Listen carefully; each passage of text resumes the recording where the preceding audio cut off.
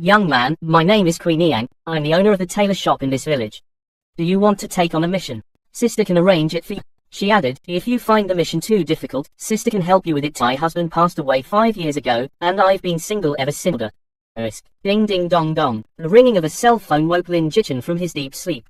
Ouch, my head hurts. Lin Jichin clutched his head as he opened his eyes, his body and breath reeking of the unpleasant smell of alcohol and stomach acid from vomiting. Looking around at a room that felt both unfamiliar and vaguely familiar, his brain short-circuited for a moment. Holy crap, where am I? This looks so much like my college dorm. Didn't I suffer a fatal injury from the immortalization realm boss, illuminating dragon, and die after all treatments failed? How am I still alive? Hey, where's my storage ring? Where's my elixir field? Why is everything gone? Asterisk. 10 minutes later, after several confirmations, Lin Jichin finally understood. He had been reborn, back to 10 years ago. That year, he had just finished his college entrance examination and was a freshman. At 19, he was youthful and full of life. As for why he was reborn, Lin Jichin thought hard. If he wasn't mistaken, it had something to do with the jade pendant he snatched from the cave of the illuminating dragon. Lin Jichin had just obtained the pendant when it disappeared, but in the second before his death, he vaguely remembered seeing it again, emitting a dazzling light. Then, he found himself back 10 years prior. Lin Jichin pondered for a moment and remembered, since heaven has spared me, Zhu Zihui, Guoji, you treacherous pair. In this life, I will make you taste the pain of betrayal and utter despair. Lin Jichin stood in front of the dormitory mirror, looking at his reflection, his eyes flashing with a cold and bone-chilling chill. Before his rebirth, he had experienced the most tragic and desperate time of his life. His girlfriend of 10 years, Guoji, betrayed him, getting together with his most trusted brother, Zhu Zihui. The two even conspired to swindle all his wealth, immortal pills, and magic treasures accumulated over 10 years. In the end, they tricked him into the abyss of the illuminating dragon to face certain death. Even as Lin Jichin, the strongest practitioner of the Enlightenment realm and the world's #1 magic user, he could withstand the terrifying immortalization realm exotic beast and was gravely wounded before barely escaping. Due to his severe injuries and the lack of a cure, Lin Jichin soon passed away. Reflecting on his past life, Lin Jichin realized he had lived a complete tragedy. A good hand played terribly wrong. He had so many better choices, so many people who truly cared for him. But because of his stubbornness and misplaced confidence in his own judgment, he pushed away the girl who truly cared for him, responding coldly, while he embraced the viper-hearted woman, yielding to her every whim. Thinking about it, Lin Jichin found himself utterly ridiculous. Heaven was kind to let him return to 10 years ago, to the year 2040. On August 8, 2040, a day that would change everything. Asterisk. A virtual online game with a realism rate of 100%, named Tale of a Mortal, created by the universe-level artificial intelligence, MANHWA, emerged, drawing on the cultural backgrounds of many countries to craft this epoch-making first virtual game. Everyone thought it was just a virtual game. Until 5 years after the game's launch, strange things began to happen. First, a few players discovered that abilities and magic treasures from the game could be brought into reality, and even the NPCs from the game could come to the real world. Once ding dong dong, the phone rang again. Lin Jichin picked up his Huawei Tianwen phone from 10 years ago, and the caller ID displayed, Miss Frenzy. Seeing this name, Lin Jichin couldn't help but smile brightly and immediately answered the call. Little Lin, why did you take so long to answer my call? Big news, you have to brace yourself. On the other end of the phone, a youthful female voice came through. Lin Jichin didn't pay attention to the content, simply savoring the sound of the voice. How long had it been since he heard this voice? A full 10 years, yet it was still so familiar, so comforting. I'm sorry, Miss Frenzy, Lin Jichin suddenly whispered. Huh, sorry for what? The person on the other end clearly didn't catch on. Nothing, just felt like saying it. Lin Jichin chuckled, casually brushing it off. In his past life, he owed apologies to 2 girls, and Renlan was one of them. Hey, I don't have time for jokes. Brace yourself, I just saw Guoji kissing a guy on the street and she got into his sports car. Renlan said earnestly. Oh, got it. Oh, Justin, oh, come on, I'm not messing with you, it's true. Renlan was frantic, thinking I didn't believe her. I believe you, I said with a light chuckle. But right now, I'd rather take you out for a meal. Are you free, buddy? Let's stay calm, don't do anything rash, okay? You've got me all confused. Renlan was completely baffled, not understanding why I was so composed. Either way, little Lin, have you heard of Tale of a Mortal? Renlan suddenly brought up the game, which wasn't surprising given that Tale of a Mortal ads were everywhere. Of course, I'm planning to enter the game as a professional player. I answered frankly. I had to go back and reclaim everything that was mine. No way, for real. Renlan was shocked. You, who ranked top 10 in League of Legends Korean server and top 100 globally in CSGO, the king of holographic battle royale. You weren't willing to go pro back then, and now you're telling me you want to be a professional player in a new game. There was an unexpected issue. I checked my account history, and my wallet was overdrawn yesterday. Renlan pouted and mocked. Who asked you to live beyond your means? You gave Guoji such an expensive birthday gift yesterday and insisted on ordering so much alcohol. Now you're struggling to pay for a meal, right? Lin Jichen scratched his head, feeling extremely embarrassed. Why couldn't he have been reborn a day earlier? If he had, he wouldn't have done such a foolish thing. He could have avoided a huge expense. Now, Lin Jichen heard the sound of a money transfer from his phone.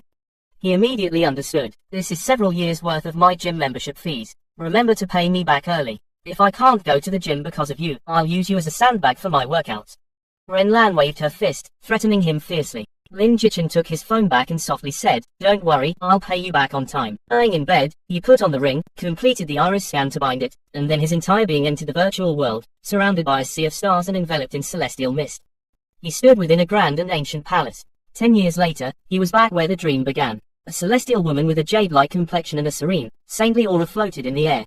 Her beauty was unparalleled. Clad in a glimmering glass-like dress, she resembled the Nine Heavens maiden, captivating onlookers who couldn't bear to look away. Even Lin Jichen, who had seen her a decade ago, couldn't help but take a few extra glances. But he never thought about flirting with her. This woman was extraordinary, a guide on the path of immortality and the mastermind behind Tale of. While many players, lured by Nua's looks and figure, disrespected her. Some tried to hit on her, others begged to cling to her coattails, and a few even had the audacity to think of molesting her. The consequences were dire. Those who made inappropriate advances were locked in a dark cell for a few minutes if their words weren't too filthy. Those who made vulgar and lewd comments not only faced a day or two in the cell but also suffered a permanent reduction in their charm upon logging back in. And for those who attempted molestation, they faced a 7-day confinement and a permanent charm reduction. Moreover, mortal, do you truly wish to embark on the path of cultivation? Yes, Lin Jichen replied. Tell me your name. Without hesitation, Lin Jichen answered, Lin Jichen. In his past life, his ID was Lin Ag, which spoke volumes to those who understood the term, simp. Now reborn, Lin Jichen just wanted to be himself. Since you've decided to step onto the path of immortality, I shall bestow upon you an opportunity. What you make of it is entirely up to you.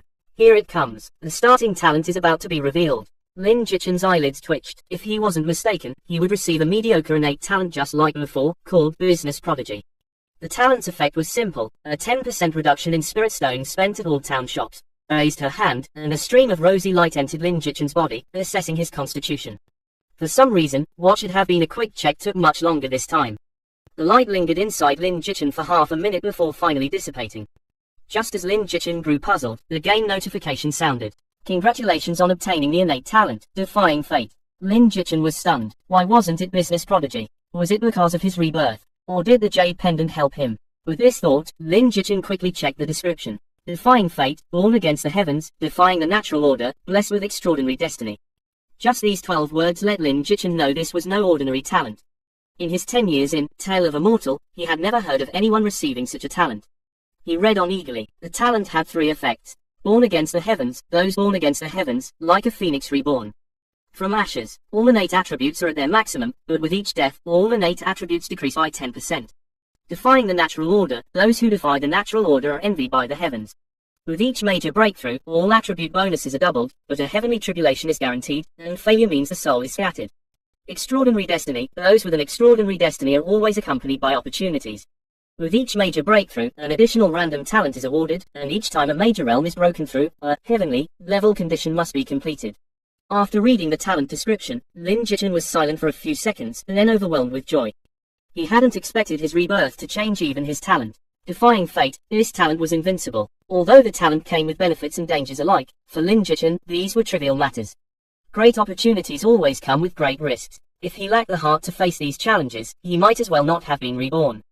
He could just find a piece of stinky tofu and headbutt it to death. The talent has been bestowed upon you, now you must choose your appearance. As Nua spoke, she raised her hand. A projection screen appeared, displaying Lin Jichen's image. Beside it were many hairstyles to choose from. This was similar to character customization in online games. However, in Tale of a Mortal, one couldn't change their face. They were stuck with the given appearance and could only choose a hairstyle suitable for the world of immortals. There were loose hair, tied hair, flat buns. There were also explosive hairstyles like the one from Friends or the protagonist's bun from The Legend of Sword and Fairy, and more. One hair. This time, Lin Jichen chose a half-loose hairstyle with a hair crown, which suited his face and gave him an elegant and suave look. In his past life, he had been foolish, thinking he was tired of being handsome and that anything would do in the game. So, he chose the explosive hairstyle like that of Storm Riders. only to find out later that the higher the looks, the easier it was to gain the affection of NPCs of the opposite sex. His explosive hairstyle had significantly lowered his already high charm. This time, Lin Jichin wouldn't make the same mistake. Appearance confirmed. Next, a scroll appeared in front of Lin Jichin. The scroll unfolded on its own, revealing a map. The map was divided into 4 sections. They were marked Yongning Province, Yuehua Province, Muxian Province, and Wufeng Province. These 4 provinces were the starting points players could choose from. The map of Tale of a Mortal was vast, and these 4 provinces were just the tip of the iceberg. The rest of the map was highly dangerous and required high cultivation levels to explore. The 4 provinces, aside from the names, had no descriptions. Players could pick at will. Though they seemed similar, Lin Jichin, as someone who had been through it before, knew there were secrets hidden within.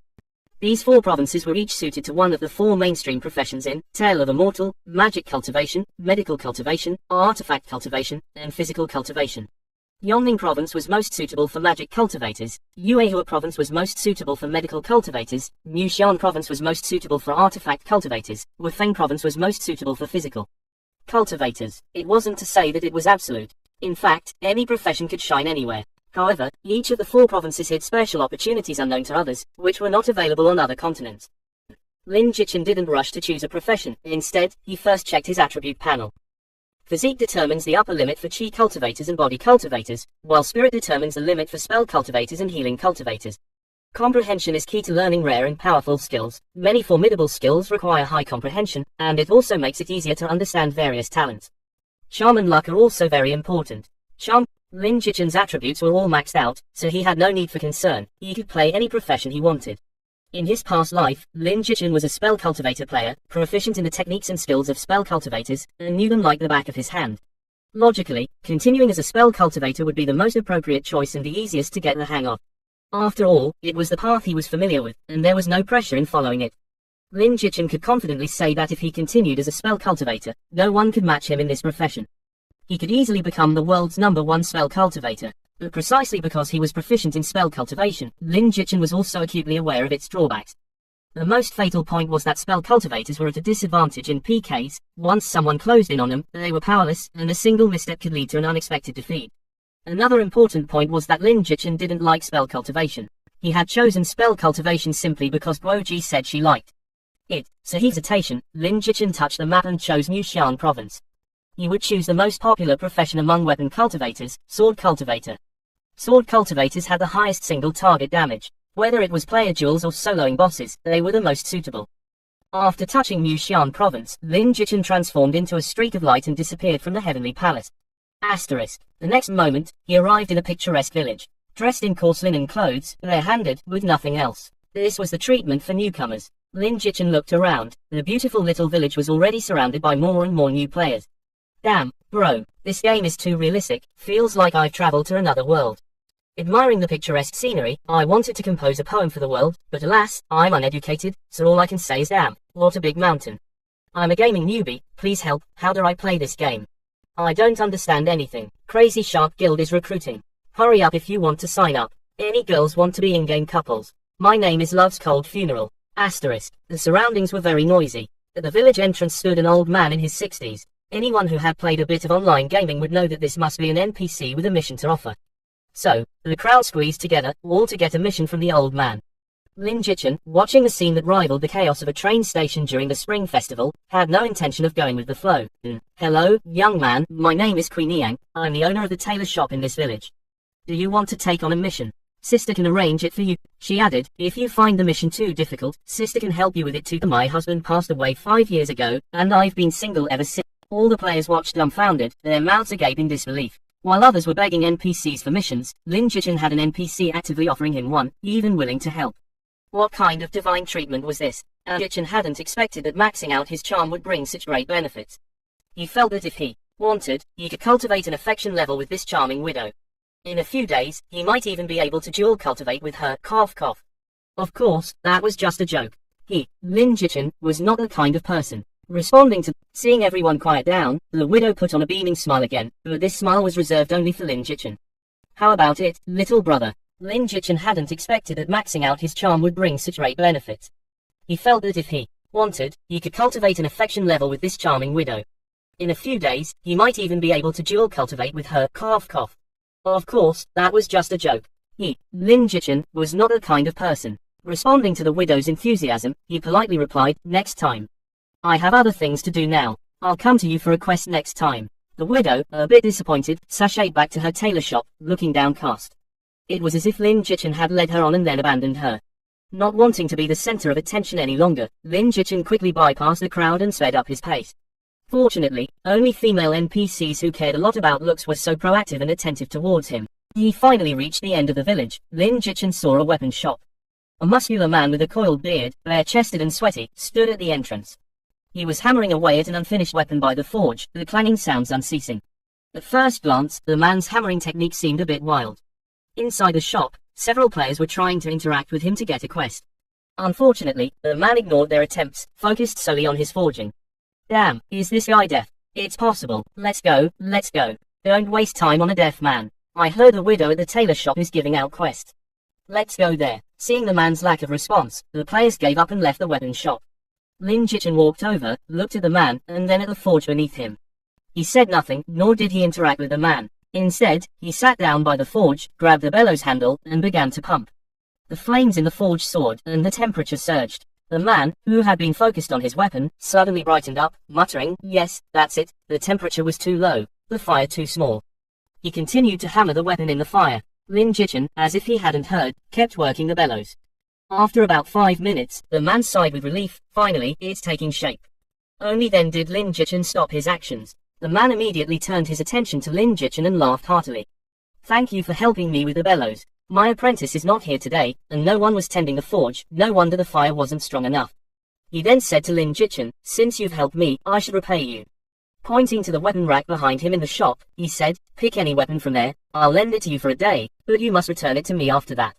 If it were an ordinary player, they would have cursed. Damn it, I helped you so much, you should at least give me a weapon. What's with lending it for a day? But Lin Jichin calmly nodded, thank you, I'll just take a sword. The man nodded, took an iron sword, and handed it over. Lin Jichin took the iron sword from the blacksmith and casually checked its attributes. Man, I'll lend you this iron sword for a day.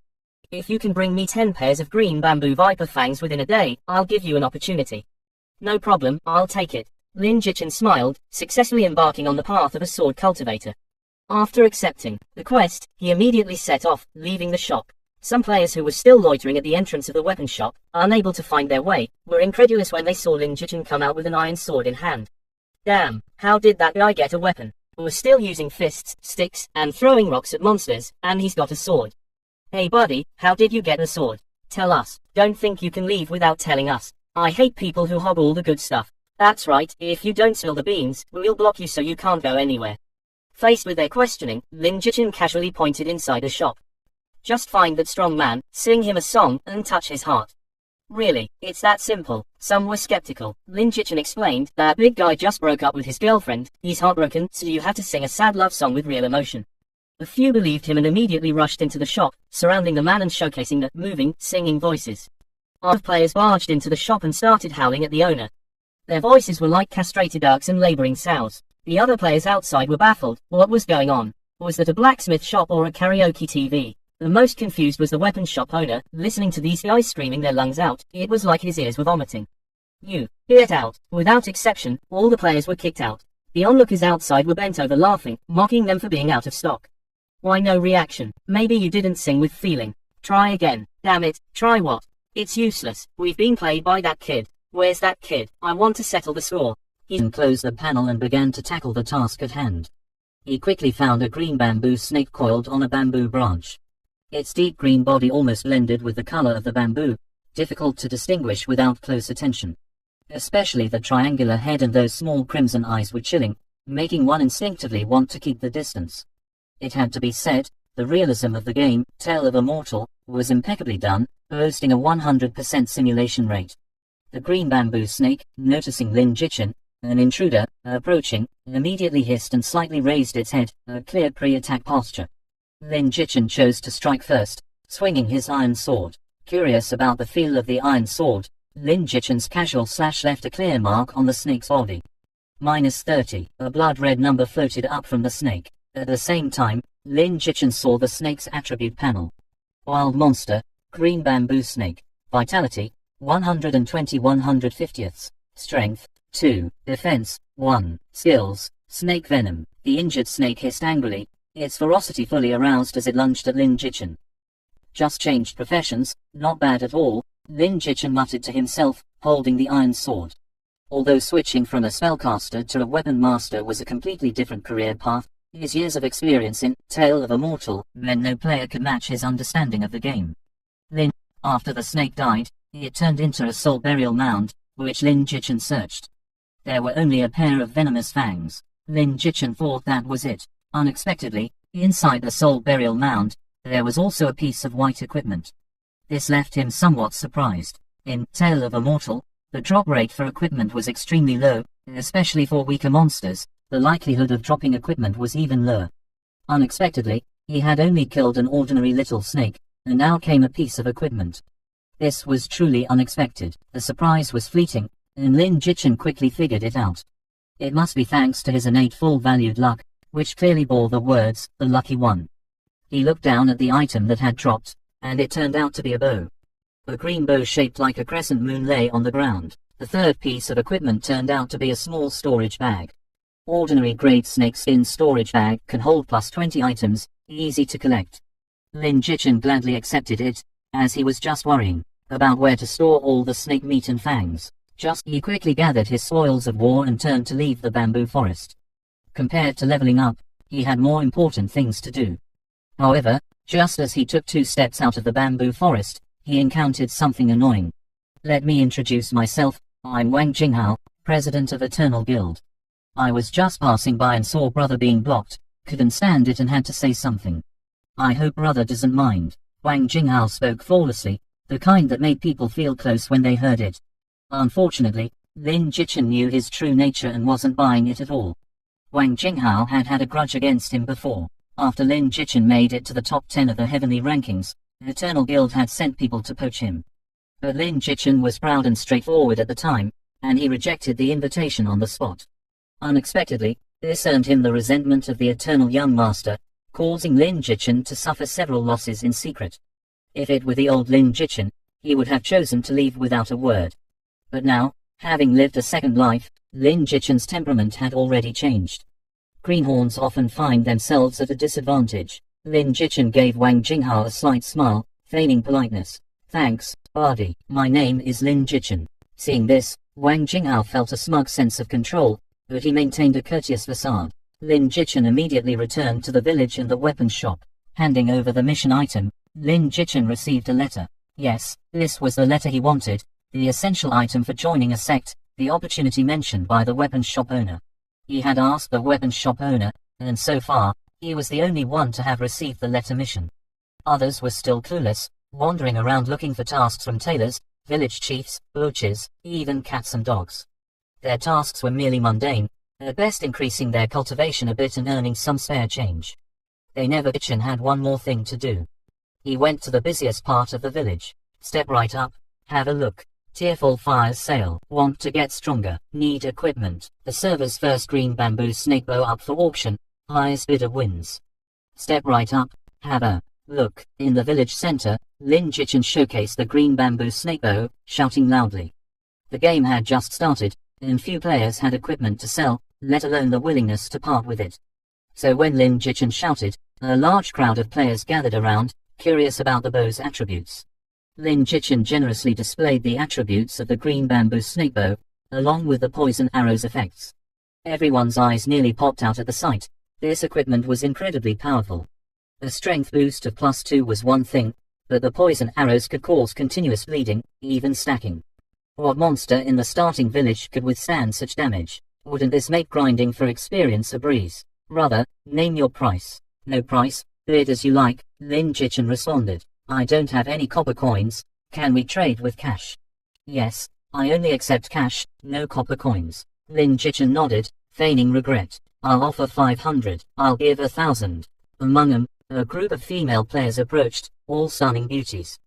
The women approached Lin Jichin, and the short-haired leader spoke softly. 50,000. As soon as the bid of 50,000 was called, the previously enthusiastic bidders fell silent.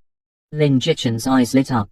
The price was right. Just as he was about to close the deal, another group approached, led by none other than Wang Jinghao, the president of the Eternal Guild. I'll offer 60,000. The crowd gasped. It was just a piece of starter equipment. Was it really worth that much? After Wang Jinghao made his bid, he cheerfully said to Lin Jichen, "Brother Lin, what a coincidence to meet again." Lin Jichen returned a forced smile, which Wang Jinghao failed to see through, still brimming with enthusiasm. "I only wish to sell my equipment, and I hope Brother Wang can understand." "Understood, understood. Brother Lin has principles, and I, Wang Jinghao, admire such a person the most. This bow is just what my guild members want, so I won't hold back." Wang Jinghao spoke as if the bow was already his. The short-haired woman initially worried that Lin Jichen might sell Wang Jinghao a favor, but after hearing Lin Jichen's response, she was reassured and continued to bid without giving Wang Jinghao any chance for a favor. 70,000. 100,000, Wang Jinghao retorted without hesitation. 200,000. The short-haired woman seemed to be no ordinary individual, seemingly intent on outbidding Wang Jinghao. Wang Jinghao's expression changed slightly. It wasn't that he minded the money. He just wanted to understand the reason behind her persistence. 250,000. I calmly spoke to Lin Jichen. "Could you give me 2 minutes? I need to call my boss." "Why turn down money that's being offered?" Lin Jichen readily nodded, ignoring Wang Jinghao's changing expression. The short-haired woman immediately logged off on the spot, but her subordinates waited. Sure enough, in less than 2 minutes, she returned, not conceding but raising the bid even higher. 500,000. The crowd erupted in astonishment. Good heavens, selling a piece of starter equipment for 500,000. Had they lost their minds? Wang Jinghao finally lost his composure. No amount of pretense could hide his shock now. Wang Jinghao's gaze was icy as he asked, "Are you sure you want to oppose me?" The short-haired woman glanced at him and said, "The highest bidder wins. We're all free to make our offers." "How is that opposition? Just because you're interested in something, does that mean no one else can be? Who bids like you do? How I bid is my business." "Fine, very well." With those cold words, Wang Jinghao turned to leave. To him, 500,000 was a mere trifle, but spending that much on a piece of beginner's equipment, as a sign of a business family, he didn't want to be taken for a fool. Besides, he had the feeling that even if he was willing to pay 500,000, the other party would continue to raise the price.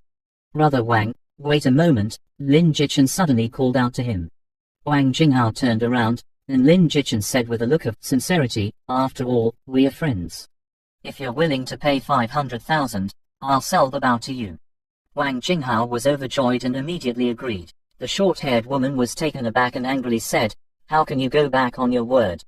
Didn't we agree the highest bidder wins?" Lin Jichen said apologetically, "Sorry, beautiful, I know Brother Wang. He just helped me out, and I owe him a favor.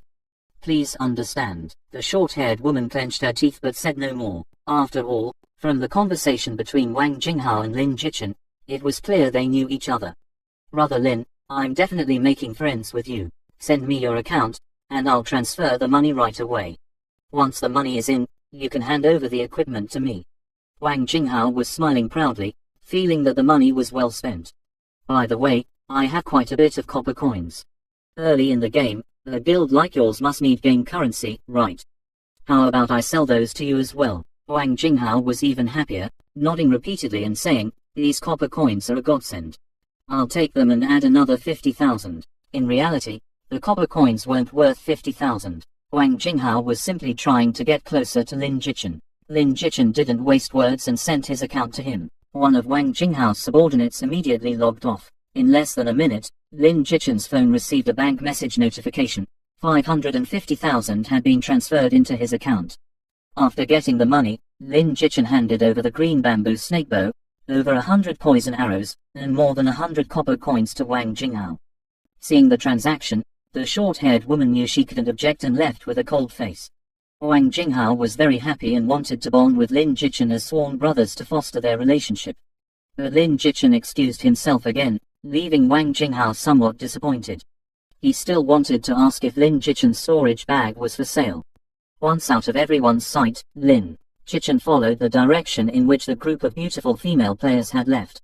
The Stalkers program officially begins. Just kidding. In the wild boar forest outside the village, Lin Jichen saw the short-haired woman leading her subordinates in leveling up and grinding monsters. Lin Jichen approached, and they quickly noticed him. "What are you doing here?" The short-haired woman looked at Lin Jichen with some disgust. It wasn't because Lin Jichin didn't buy her equipment that she disliked him, but she disdained the way he was chummy with people like Wang Jinghao. Anyone close to Wang Jinghao was either his lackey or just as crooked. Such a waste of a good-looking guy. Lin Jichin didn't mind her look and got straight to the point. Can we talk alone? It'll just take 2 minutes of your time. Just tell me. I have information for you, for 500,000. Lin Jichin sounded like a shrewd businessman right from the start. The short-haired woman's expression turned sour as she scoffed. Are you playing me? What kind of information is worth 500,000? Information that will put your guild ahead of other players. Aren't you curious how I could part with such good equipment? Lin Jichin's words made the short-haired woman's expression soften slightly. Tell me the information first. If it's worth the price, I'll pay you 500,000. Lin Jichin didn't even think before refusing. That won't do. I could sell this information to Wang Jinghao for at least $1 million. How can I trust you without knowing the information? The short-haired woman retorted. Lin Jichin played the rogue and turned to leave. If you don't trust me, forget it. I'll sell it to Wang Jinghao. Wait, come back. The short-haired woman was frustrated but had no choice but to call him back. She didn't trust Lin Jichin, but she was more afraid that what he said was true and would end up selling it to Wang Jinghao, giving him an advantage. Lin Jichin was waiting for this. Hearing her call, he immediately turned back, grinning at the woman. The short-haired woman looked at Lin Jichin's smug face, grinding her teeth in anger. If you've deceived me, I'll make sure you understand the consequences of angering the Moonshadow Guild. Send your account. Lin Jichin was unfazed and cheerfully sent his account. Shortly after, his account was credited with another 500,000. Less than an hour into the game, Lin Jichin had made $1 million.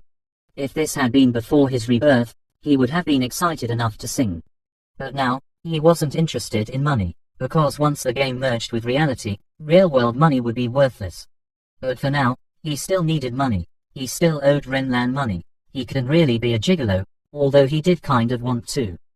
Don't do it. Give up that quest. Why? The short-haired woman stared into Lin Jichin's eyes. She suspected this guy was sent by Wang Jinghao to trick her.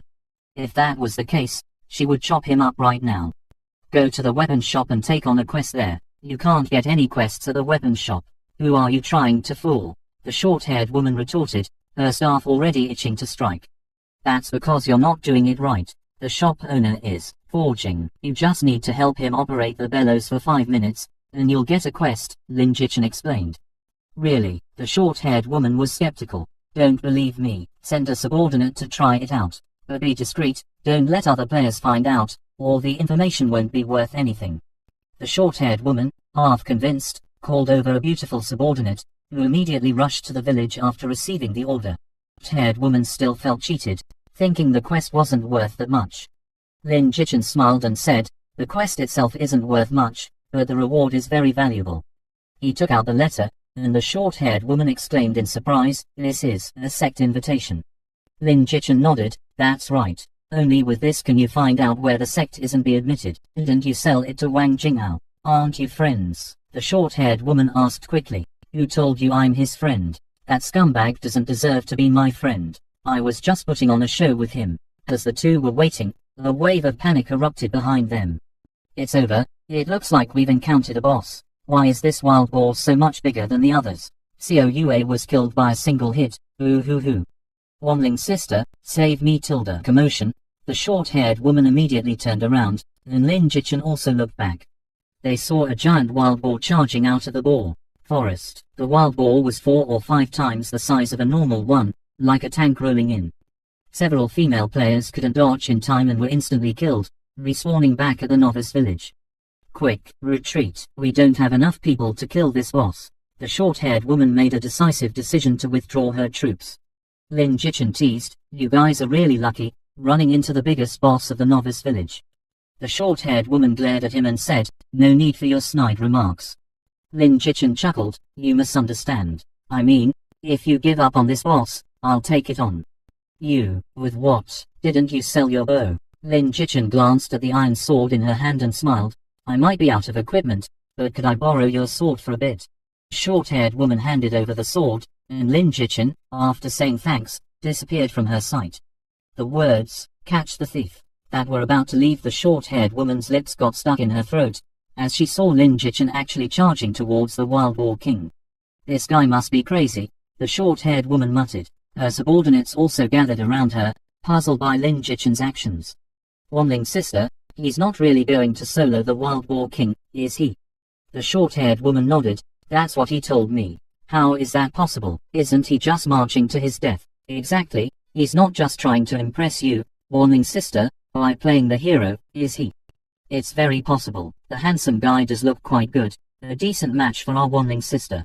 You naughty girls, need a lesson, don't you? The short-haired woman was teased, blushing with annoyance, and had already reached the Wild Boar King.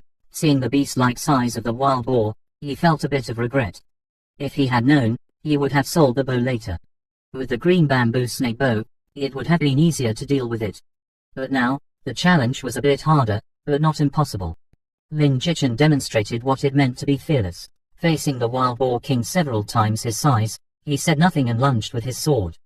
The iron sword left a clear white mark on the forehead of the Wild Boar King but failed to pierce its skin. -1. This damage made Lin Jichen wince. He had aimed for the Wild Boar King's weakest spot, yet it only lost a little health. Thump, thump. The Wild Boar King's legs, as thick as tree roots, pounded the ground as it charged at Lin Jichen, shaking the earth. Lin Jichen calmly dodged to the side with a swift leap. The Wild Boar King missed and, not giving up, twisted its massive body and charged at Lin Jichen again. This time, Lin Jichen seemed to panic and ran away, his fleeing form somewhat comical. The short-haired woman and her subordinates couldn't help but laugh. It looks like he's given up on the solo challenge. Giggle. The handsome guy's escape is so cute. I bet he won't make it. How could he run? I'd be scared to death in his place. The short-haired woman also took pleasure in his misfortune. Serve him right for showing off. We're all newbies anyway. Dying a few times doesn't matter. I hope he learns his lesson and stops bragging. They all thought Lin Jichen was fleeing, but only Lin Jichen himself knew he had no intention of running. He was simply luring the Wild Boar King in the direction he was running. Ahead of him was a cliff, with many loose stones on it. As Lin Jichen reached the cliff, the Wild Boar King was close behind. He could feel the ground shaking more intensely beneath his feet. Lin Jichen didn't need to look back. At the last moment, he rolled to the side. With an ungraceful move, he narrowly avoided a fatal blow. The Wild Boar King, having lost its target but unable to stop due to momentum, could only watch as its face and tusks slammed into the cliff. Boom! A loud noise erupted, deafening as if a bomb had gone off. The Wild Boar King hit the cliff, the impact causing it to recoil and take damage. -50. A damage value appeared. The dazed Wild Boar King shook its head, but it wasn't over yet. The cliff was shaken by the impact, and many rocks fell, hitting it on the head. -20, -15, -9. A series of numbers popped up above the Wild Boar King's head. When the rocks stopped falling, a quarter of its health bar had dropped. Lin Jichen, who had taken cover behind a tree to avoid the falling rocks, saw no more stones coming down and the Wild Boar King still dazed. He charged out again. Another sword strike landed on the Wild Boar King's forehead. The previous white mark and the many rocks had already left the forehead battered and vulnerable. Lin Jichen's sword finally cut through the skin, and blood gushed out from the wound. Critical hit, -8. Not bad, keep going. Lin Jichen took advantage of the Wild Boar King's confusion and swung his sword relentlessly, striking the same spot with every blow. The wound grew larger, and the Wild Boar King's health continued to drop. The Wild Boar King finally recovered from its daze, feeling the pain on its head. Enraged, it let out a roar and launched a skill attack at Lin Jichen. The Wild Boar King flicked its head, and its tusks thrust towards Lin Jichen's belly like lightning. It intended to skewer Lin Jichen, sending him flying into the sky. The tusk thrust was too fast, and Lin Jichen's current speed couldn't dodge it. In a critical moment, he had no choice but to dive to the ground and roll. With an ungraceful move, he narrowly escaped the deadly strike. Lin Jichen quickly got up from the ground, but instead of dodging, he leaped like a cheetah towards the Wild Boar King. His body soared through the air, gripping the iron sword tightly, and with all his might, using the force of gravity, he plunged the sword tip deep into the Wild Boar King's wound. A puff sound followed, and blood poured out. Critical hit, -8. The sword remained embedded in the Wild Boar King's head, causing continuous damage. Critical hit, -8. Critical hit, -8. The Wild Boar King died. A wisp of blue light, dozens of times richer than that of the green bamboo snake, flowed into Lin Jichen's body. Ding. Cultivation +70. Breakthrough. Initial stage of chi refining. Ding, ding. Heaven-defying talent triggered. Against the heavens. All attributes doubled. Ding. Heaven-defying talent triggered. Born against the heavens. Awarded a random talent. Ding. Random talent confirmed. Vitality seed. Vitality increased by 10%. Can be upgraded 3 times. Ding. Talent was extremely useful for Lin Jichin in the early stages, as his attributes were already doubled, and now his vitality was increased by an additional 10%. This meant that while other cultivators at the initial stage of chi refining had only 1,000 points of vitality, he had 2,200 points, and his Ding. Congratulations on completing the first kill of the novice village boss in Tale of a Mortal. A global announcement will be made. Do you wish to hide your name? Don't hide. Lin Jichin glanced behind him. The short-haired girl and her group were all watching, so hiding was pointless. As soon as Lin Jichin made his choice, all players heard an official global announcement at that moment. Congratulations to player Lin Jichin for completing the first kill of a boss in Tale of a Mortal, awarded 200 prestige points and +1 innate luck. We hope other players continue to strive. This announcement shocked all players. The game had only been in open beta for so long, and someone had already killed a boss. Which guild's expert is this Lin Jichin? Too awesome. Never heard of this person before. He looked around. The short-haired girl and her subordinates were still recovering from their shock. They had been the first boss to be taken down in Tale of a Mortal, and coupled with Lin Jichin's great luck, a plethora of equipment was dropped. To these, there was a large pile of copper coins, looking to be several hundred, and also 10 lower-grade spirit stones. Lin Jichin scooped up these items into his storage bag and turned to glance in the direction of the short-haired girl. Bye. Lin Jichin dropped these words and made to leave. He had to leave. The tribulation was coming, and he needed to find a way to cross it. Wait, the short-haired girl called out to him. Lin Jichin turned back jokingly. You're not thinking of looting a burning house, are you? The short-haired girl huffed. I'm not that kind of person. Then is there anything else? Lin Jichin asked. The equipment you just got from killing the Wild Boar King, do you have any you won't use? Can you sell them to us? Lin Jichin thought about it and indeed had some he didn't need. After confirming the transaction, Lin Jichin handed over the equipment and ran off without looking back. Hey, what now? Lin Jichin, let's be friends. If you have any equipment in the future, you can sell it to our Moon Shadow Guild. We guarantee fair prices. She sent a friend request to Lin Jichin, who nodded and accepted, officially becoming friends. After adding each other, the short-haired woman glanced at his name. Lin Jichin. It sounded nice, probably not his real name. Lin Jichin also checked her name, Su Wanling. With the friend request settled, Lin Jichin truly took off, disappearing into the wild boar forest without looking back. Su Wanling found Lin Jichin to be an odd character. It was as if he found staying with a group of beautiful women for even a second unbearable. Could he be gay? After leaving the wild boar forest, Lin Jichin sprinted towards the outskirts of the village, with the dark clouds above following him. With his current abilities, facing the heavenly tribulation was like an ant shaking a tree, a sure path to death. So Lin Jichin had to run. Of course, he couldn't outrun lightning. He turned and dashed inside. What's with that guy, running like his life depends on it? Is he in a rush to be reborn or something? The guarding disciple muttered. If Lin Jichin had heard him, he would have retorted that he wasn't rushing to be reborn, but that if he didn't hurry, he might indeed be forced into a rebirth. Failing a tribulation crossing meant nothing less than complete obliteration, a dual death in both the game and reality. He had every reason to run as fast as he could. Moments later, a figure in white robes, pure as snow, emerged from the sword sect. Lin Jichin looked up and saw an incomparably stunning woman. Her beauty was breathtaking, transcending the mundane world. Her black hair framed her face, which glowed like the morning dawn. When everyone in the sky saw her emerge, they immediately bowed respectfully. Sect Master. Why does Mighty Union Sect show signs of a heavenly tribulation? Could it be that one of the Elder's direct disciples is breaking through? Lang Feiyan's voice was like the soft strumming of a lute, tingling and authoritative. The crowd shook their heads, indicating their ignorance. Lang Feiyan's brows furrowed slightly, her expression puzzled. While everyone was wondering, Lin Jichin, completely overlooked by the crowd, shouted at the top of his lungs. New disciple Lin Jichin seeks the help of the elders to save my life tilde.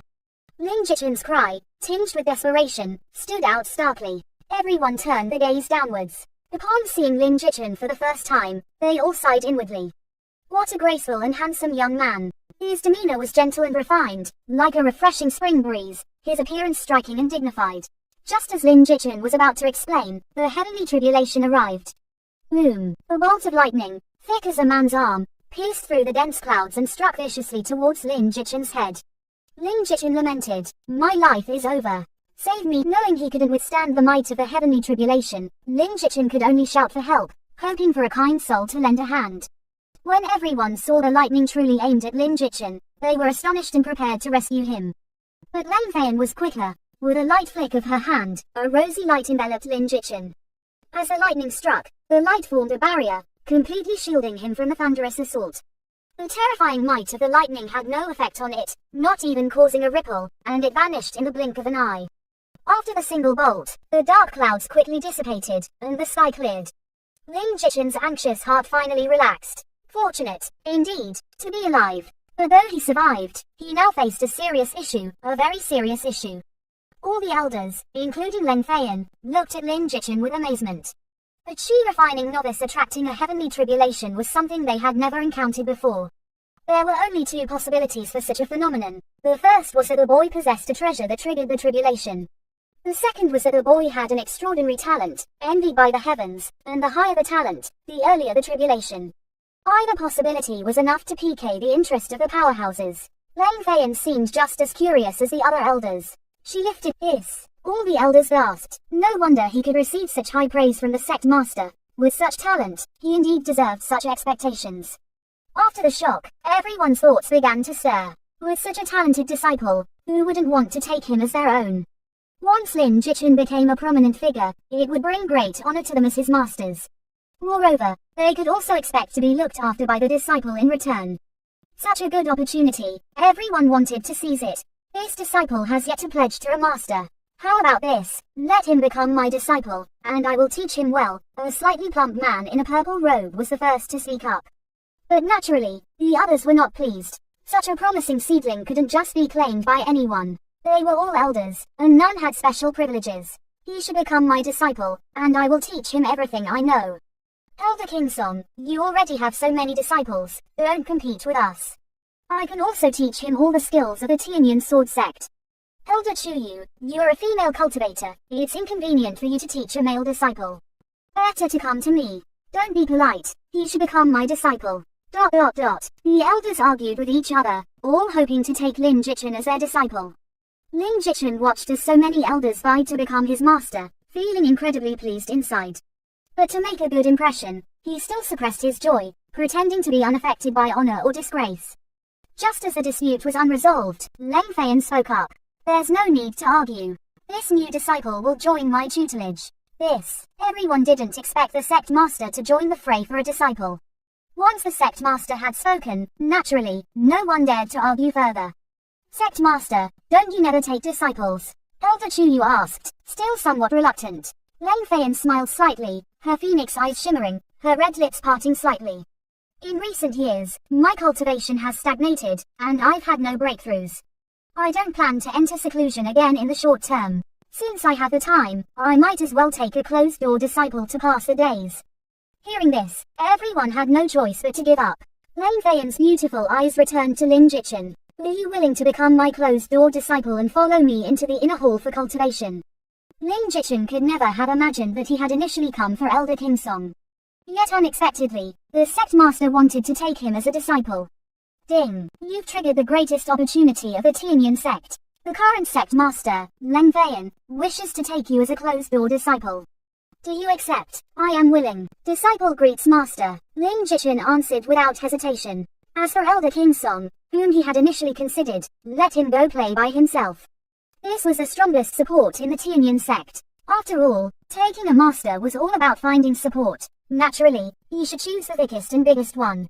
No, Lang Feiyan's legs were slender, white, and long. Seeing Lin Jichin perform the salute, Lang Feiyan nodded in satisfaction. From today onwards, you are my only disciple, Lin Jichin. Follow me. With that, junior brother, come and pay your respects to your senior sister. Upon entering, the girl looked around and immediately spotted Lin Jichin in the palace. At first sight of Lin Jichin, she froze in place as if spellbound. Soon, her initial bold demeanor turned shy, her cheeks blushing faintly. Her once chatty mouth suddenly fell silent. Lin Jichin greeted her with a smile, introducing himself. Junior brother Lin Jichin, at your service, senior sister. The girl, caught off guard by his cooperation, covered her mouth and giggled. Her laughter was charming and endearing. Not bad, not bad. My name is Nanbong Yue, the crystallization stage of cultivation. If you need anything, junior brother, your senior sister has got your back. She patted her chest proudly, boasting to Lin Jichin. Lin Jichin immediately showed admiration, flattery coming naturally. I never imagined my senior sister would not only be more beautiful than flowers but also possess such high cultivation. I am utterly in awe. Hearing such praise, Nanbong Yue bashfully turned her head away, a blush spreading down her neck. Perhaps feeling the need to assert her authority as a senior sister, she put her hands on her hips and tried to look stern. I didn't expect my junior brother to be such a flatterer. But far from being ashamed, Lin Jichin took it as a compliment. There's a saying that goes, to advance in cultivation, don't just focus on training. It's better to flatter than to work hard in vain. PFF tilde. Nanbong Yue couldn't help but burst into laughter. Her beautiful eyes curved into crescents, her serious facade gone. Oh, different affection levels could trigger unique hidden quests and opportunities. There are 10 levels of affection. 1 to 10 points. Instant rapport. 11 to 20 points. Enjoyable conversation. 21 to 30 points. Companions on the journey. 31 to 40 points. Daily companionship. 41 to 50 points. Heartfelt connection. Beyond that, there are different levels for relationships with the opposite and same sex. 51 to 60 points. Intimate bond, shared adversity. 61 to 70 points. Mutual affection, brotherly bond. 71 to 80 points. Harmonious union, unwavering support. 81 to 90 points. Vows of eternity, brothers in arms. 91 to 100 points. Undying loyalty, together in life and death. These 10 levels of affection represent the relationship with an NPC. Generally, if you reach mutual affection with an NPC of the opposite sex, physical contact is allowed without rejection. Of course, the same goes for the same sex if you're willing to cross swords. At harmonious union, you can become Dao companions, equivalent to being boyfriend and girlfriend, and unlock a dual cultivation mode. The same applies to same-sex relationships. Reaching vows of eternity means marriage with the NPC. At undying loyalty, the NPC will stick by you through thick and thin, never to part. Similarly, but it's well known that raising NPC affection levels is difficult. In his past life, Lin Jichin never managed to break 50 points with any NPC. The highest he achieved was a heartfelt connection with a female elder from the law sect, after 7 or 8 years of selflessly helping her multiple times. Not just him, but among all players of Tale of Immortal, those who raised an NPC's affection level above 70 were exceedingly rare. Lin Jichin remembered his life before rebirth. There was a love-struck player who fell for an NPC sister from his sect, pining for her affection. He doted on her, answering her every call, yet her affection level never seemed to rise. Once, when the sister was on a mission, she was captured by demonic cultivators. Knowing he wasn't strong enough, the smitten player spent his fortune to hire a guild to storm the demon's lair with him. In the end, they rescued the sister. But by then, she had been tortured by the demonic cultivators and her cultivation was destroyed, leaving her paralyzed in bed. Still, the player never left her side. He stayed with her day and night, tending to her needs, braving dangerous leveling areas daily to find heavenly treasures to heal her. After 5 years, the sister finally recovered and was deeply moved by him, her affection level reaching 100 points. This was the first and only instance in the world of maxing out an NPC's affection level. After the game merged with reality, the sister appeared in the real world, still staying by the player's side through thick and thin. Their love story touched everyone, including Lin Jichin. It became one of the most touching love stories in Tale of Immortal, always a hot topic among players. But it also proved how difficult it was to raise NPC affection levels in Tale of Immortal, since NPCs were ancient beings from a world of immortals. Most ancient people had traditional and rigid thoughts, especially women, who mostly adhered to the concept of the 3 obediences and 4 virtues. Of course, modern girls also follow the 3 obediences and 4 virtues. The 3 obediences: never gentle, never considerate, never reasonable. The 4 virtues: can't be spoken to, can't be hit, can't be scolded, can't be provoked. Of course, this refers to some girls, not all. Women in Tale of Immortal value chastity highly and are particularly cautious around men. Once you break through the defenses, they will be devoted to you for life, recognizing you as their true love. For someone like Lin Jichin to reach 10 points upon first meeting is incredibly rare. Since you're my first junior brother, as your senior sister, I should give you a gift for our first meeting. Nanbong Yue finished speaking and produced a verdant jade pendant, generously handing it to Lin Jichin. Lin Jichin took it and saw that it was a spirit-grade piece of equipment.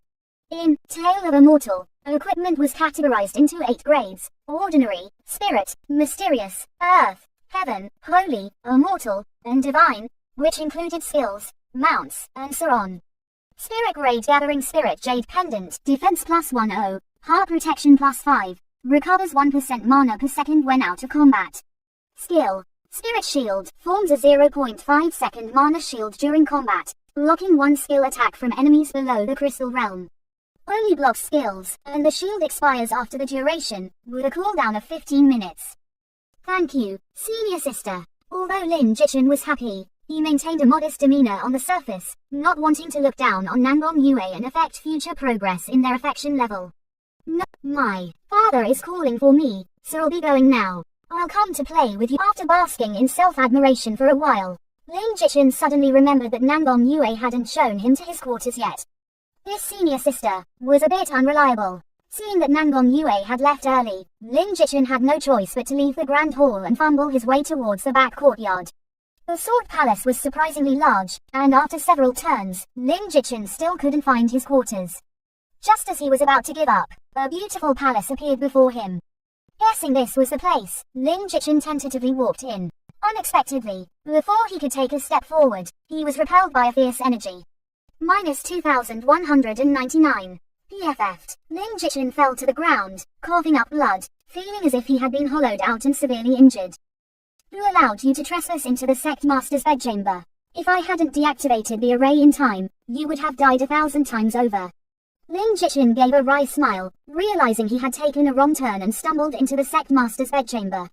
At the same time, he felt incredibly fortunate. He had narrowly escaped death, as dying even once would result in a loss of innate attributes. If he had lost 10% of his attributes, it would have been more unbearable than eating filth. Luckily, Leng Feiyan had intervened in time, or he would have truly been in tragedy. A great man knows when to bow and when to stand tall, so Lin Jichin could only admit his mistake. Disciple acknowledges his error. It was not intentional. Senior sister Nangong had to leave in a hurry because her father called for her, and she forgot to take me to the quarters. I ended up here unintentionally. Knowing that Leng Feiyan was difficult to get along with, Lin Jichin had to be extra careful. If Leng Feiyan began to dislike him, it would be much harder to rely on her support in the future. He didn't directly blame Nangong Yue for negligence, just that she had urgent matters to attend to and forgot about him. This way, Nangong Yue wasn't directly held responsible. Hearing this, Leng Feiyan's expression softened slightly, and she casually tossed him an elixir. Without my permission, no one is allowed to intrude here. Do not let this happen again. With that, Leng Feiyan turned and left, leaving Lin Jichin to fend for himself. It was some rotten luck. Despite his complaints, Lin Jichin knew he had to leave quickly, fearing he might trigger another array. Returning to the Grand Hall, Lin Jichin no longer wished to search for his quarters. He'd just stay in the Grand Hall. Lin Jichin took out the elixir that Leng Feiyan had given him. Mysterious Grade Purple Jade Elixir increases all combat attributes by 30 points for 5 minutes, and if in a non-combat state, it also restores 3,000 points of vitality. After reading about the elixir, Lin Jichin suddenly felt that taking a hit from an array wasn't such a big deal. As long as he didn't die, he even wanted to take a few more hits. The sect master was indeed generous, casually giving away mysterious grade elixirs. I can't bear to use this now, I'll save it for later. Lin Jichin carefully stored the elixir, knowing it was best saved for combat. As for now, he preferred to recover his vitality slowly through meditation. Just as Lin Jichin was about to meditate, Nangong Yue's voice rang out again. Oh no, I forgot the sect master also asked me to take you to your quarters. My dad called for me, and I forgot. Junior brother, what happened to you? Nangong Yue entered to find Lin Jichin severely injured. Lin Jichin immediately slumped to the ground, his breath weak. Cough cough. I'm fine, just got lost in the back courtyard and accidentally triggered an array, sustaining some minor injuries. Cough cough. Nangong Yue was filled with guilt and apologized profusely. It's all my fault, junior brother. If it weren't for my carelessness, you wouldn't have been hurt. Lin Jichin quickly raised his hand, shaking his head weakly, as limp as his toe. It's not senior sister's fault. It's just that I'm too clumsy, even getting lost while walking. I hate my head for being as dumb as a pig. You're still speaking up for me even in this state. Junior brother, you're truly kind. Nangong Yue was moved. After speaking, Nangong Yue took out a bottle of elixir and handed it to Lin Jichin. Lin Jichin. He. A woman's gift is always sweet, Tilda. This is a vitality elixir. Eat it quickly. I'm giving you the whole bottle as a little compensation. Lin Jichin accepted it without hesitation. Open black. Thank you, senior sister. It's me who should apologize. Come on, I'll take you to your quarters. With Nangbom Yue leading the way, Lin Jichin finally found his quarters, which were spacious but still for his use alone. This place has been set up by the sect master with an earth-grade gathering spirit array. Meditating here daily will greatly increase the speed of absorbing spiritual energy. Even my father only has a mysterious grade gathering spirit array. I'm so envious of you. Nangbom Yue explained. Lin Jichin hadn't expected his quarters to be equipped with an earth-grade gathering spirit array. Ding! Initial stage of chi refining, innate comprehension at full value, earth-grade gathering spirit array enhancement, meditation speed, plus 5 points per hour. Seeing this speed, Lin Jichin had only 4 words to say. Terrifying indeed. The average player at the initial stage of chi refining would gain about 5 to 10 points per hour through meditation. Lin Jichin's rate was more than 10 times that of others. The benefits of having full comprehension were too numerous. At this rate, after idling for 3 hours, his cultivation at the initial stage of chi refining would be maxed out. Although it wasn't as fast as grinding monsters, the cultivation gain for free was definitely sweeter than what was hard earned.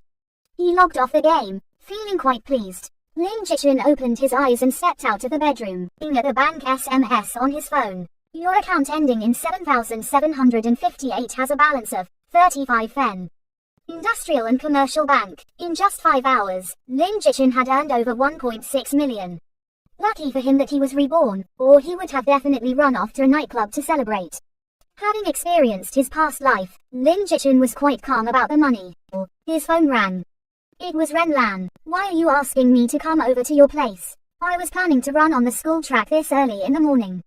Renlan yawned, obviously just waking up.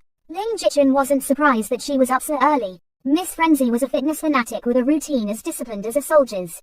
Lin Jichin opened the door to see Renlan, who had just woken up, standing in front of him.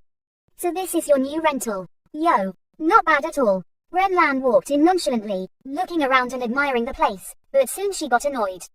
Little Lin, you sure know how to enjoy life. Such a nice place must cost at least 5 or 6,000 a month, right? You wastrel, spending the gym membership fees I gave you like this.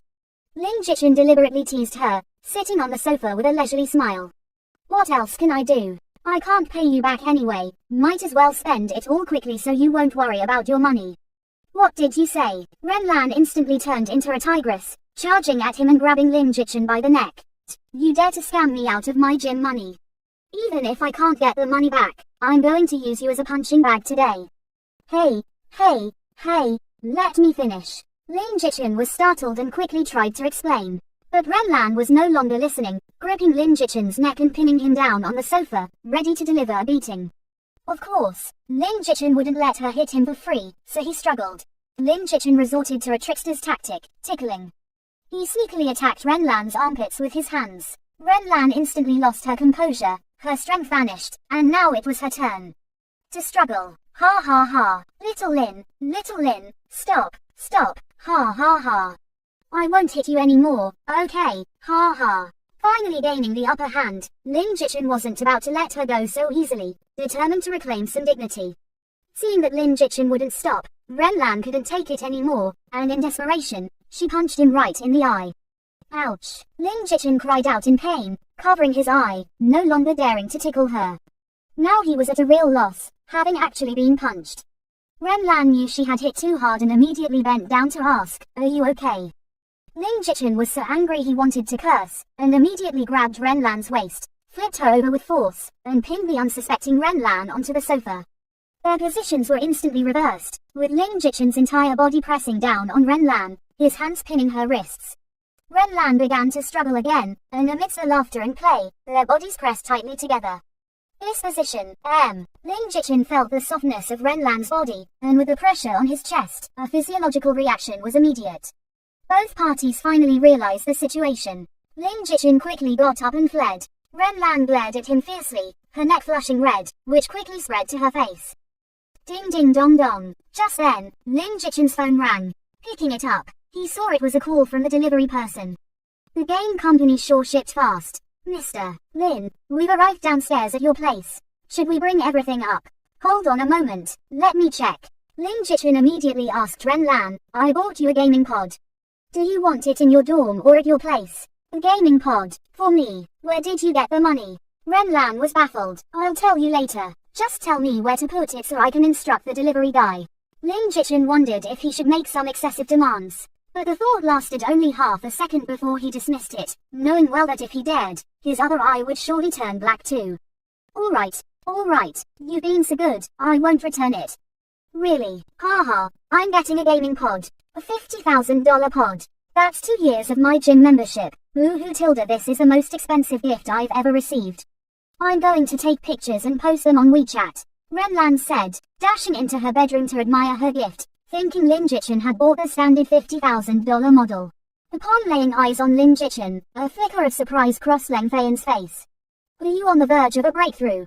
Her clear voice, like water flowing over pebbles, was cool and tinged with a hint of frost. Even though it wasn't his first time hearing it, Lin Jichin still felt a bit intimidated, the events of yesterday still vivid in his mind. Greetings, Master. Yes, I am. As soon as Lin Jichin logged in, his cultivation had already reached 500 and 500ths. However, since each minor stage required a specific elixir to break through, his cultivation was stuck at the bottleneck of the initial stage of chi refining. Not bad, your aptitude is indeed the best I've seen. Leng Feiyan's expression finally softened a bit. Perhaps because of the incident at the palace yesterday, she hadn't been too pleased with Lin Jichin upon arrival. You now need a gathering chi pill to break through to the middle stage of chi refining. There are 4 grades of gathering chi pills. The most common low-grade pills can be bought in towns, mid-grade pills are available in many small sects, high-grade pills are only found in large sects, and as for the top-grade pills, only the top sects possess them. I have here a top-grade gathering chi pill. After speaking, Leng Feiyan's palm revealed a luminescent green pill, brimming with rich spiritual energy. Thank you, Master. However, Leng Feiyan seemed to have a different idea. Although you possess exceptional talent, I worry about nurturing you into nothing more than a brocade pillow, all show and no substance. A true powerhouse needs not only realm and cultivation but also the experience of countless battles. Otherwise, no matter how high your cultivation, you're just a vase. Fragile and easily shattered, at risk of dying at the hands of others or being devoured by beasts. What you lack is combat experience. Leng Feiyan paused for a moment, her face stern as she patiently instructed. Remember, my disciple, combat talent is no less important than talent for cultivation. A person with strong combat talent can even overcome opponents of higher cultivation. Conversely, without combat talent and experience, even those with high cultivation can easily be defeated by someone of lower cultivation. Lin Jichin deeply resonated with her words. The game's operational ceiling was extremely high. He had often defeated enemies of higher levels in the past. Cultivation could be fed with elixirs and heavenly treasures, attributes could be stacked with equipment. But combat talent had no shortcuts. Aside from innate gifts, it required relentless tempering and experience accumulated through countless battles. The famous experts on the leaderboard of immortals from his past life were all veterans of numerous battles. Players who only paid to win, no matter how much they spent on equipment and divine elixirs, struggled to become experts. Unless their equipment and realm was so far above others that skill couldn't make up for the gap, that was a different story altogether. After listening to Leng Feiyan's teachings, Lin Jichin subconsciously shared his insights from his past life on the path of immortality. Master is right. I also believe that flowers grown in a greenhouse are unworthy of the immortal path. Only the trees that grow amidst thunder can attain eternal life. Leng Feiyan's beautiful eyes flashed with surprise, and she pondered Lin Jichin's words, her appreciation deepening. Leng Feiyan's affection for you has increased by 5. Current affection level, 5 points. Familiarity at first sight. Lin Jichin hadn't expected that simply sharing his past life's insights would earn the sect master's favor. Although it was a small amount, it was an excellent start. In that case, go to the sect's mission hall in the outer temple and pick a difficult task suitable for the chi refining realm. Complete it successfully, and the gathering spirit pill is yours. Faced with Leng Feiyan's small test, Lin Jichin didn't haggle and immediately accepted. Leng Feiyan cautioned, although the tasks in the outer temple are simple compared to the inner temple's dangers, some still carry significant risks. Choose wisely and don't overreach. I understand, Master. Before you undertake the mission, I will impart to you our sect's core technique, the Tianyan Heart Sutra. It is a fundamental technique that all disciples of the Tianyan sword sect must learn. The more proficient you are in the technique, the greater the benefits. I hope you will practice diligently. With that, a booklet flew towards Lin Jichin. Lin Jikyu, master. Lin Jichin bowed in acknowledgement and then left with a composed demeanor. Exiting the inner temple, Lin Jichin returned to the outer temple of the Tianyan sect. The outer temple was no longer occupied by Lin Jichin alone. A few new sword sect players had joined. Although the sect invitation task was somewhat hidden, attentive players would always discover it. So, in the half day since Lin Jichin had logged off, some players had found the trick and joined the sect. No doubt, as time passed, more would come to know of it. Lin Jichin thought of Su Wanling, wondering if she had made full use of the information he sold. For an individual, 50,000 might not be worth it, but Su Wanling represented an entire guild. Guild players value some expert. A female voice suddenly rang out from behind. Many male players narcissistically turned around, wondering if they were the ones being called. Including Lin Jichin. Of course, it was indeed him they were calling. Wanling's sister, it really is him. Feeling there was nothing more to say, he politely excused himself. I need to go on a quest. Let's chat another time. With that, Lin Jichin hurried off once again. Su Wanling wanted to chat more with Lin Jichin, but just like last time, he was gone in a flash. This guy, he left before I could finish talking. Su Wanling couldn't help but mutter. That handsome guy is so cool, Wanling's sister. Even someone as beautiful as you can't sway him. Seems like it's going to be tough for you to chase after him, the woman beside her said with a laugh. Su Wanling rolled her eyes at her and said, which eye of yours saw me trying to chase him? You've been staring at his back as he left, and you said he left before you finished speaking. Isn't that trying to chase him? Su Wanling gave her a knock on the head, annoyed. I was looking at his sword sect clothes, they're different from ours. I just wanted to ask him about it. So it's not that, huh? And here I was, fantasizing about a TV drama of a woman chasing a man. If only your gameplay was as imaginative as that. Stop dawdling and go do your quest. We're only 3 contribution points away from exchanging for the Tianyan Heart Sutra. Many sisters from other sects have already exchanged for their techniques. We're the slowest. We need to hurry up, or the boss will dock our wages if he finds out. Arrived at the sect's quest distribution point, where a large wooden board was hung with many wooden plaques. Each plaque had writing on it, all listing various sect quests. Since there were no players at the Foundation Establishment realm yet, these plaques only offered chi refining realm quests.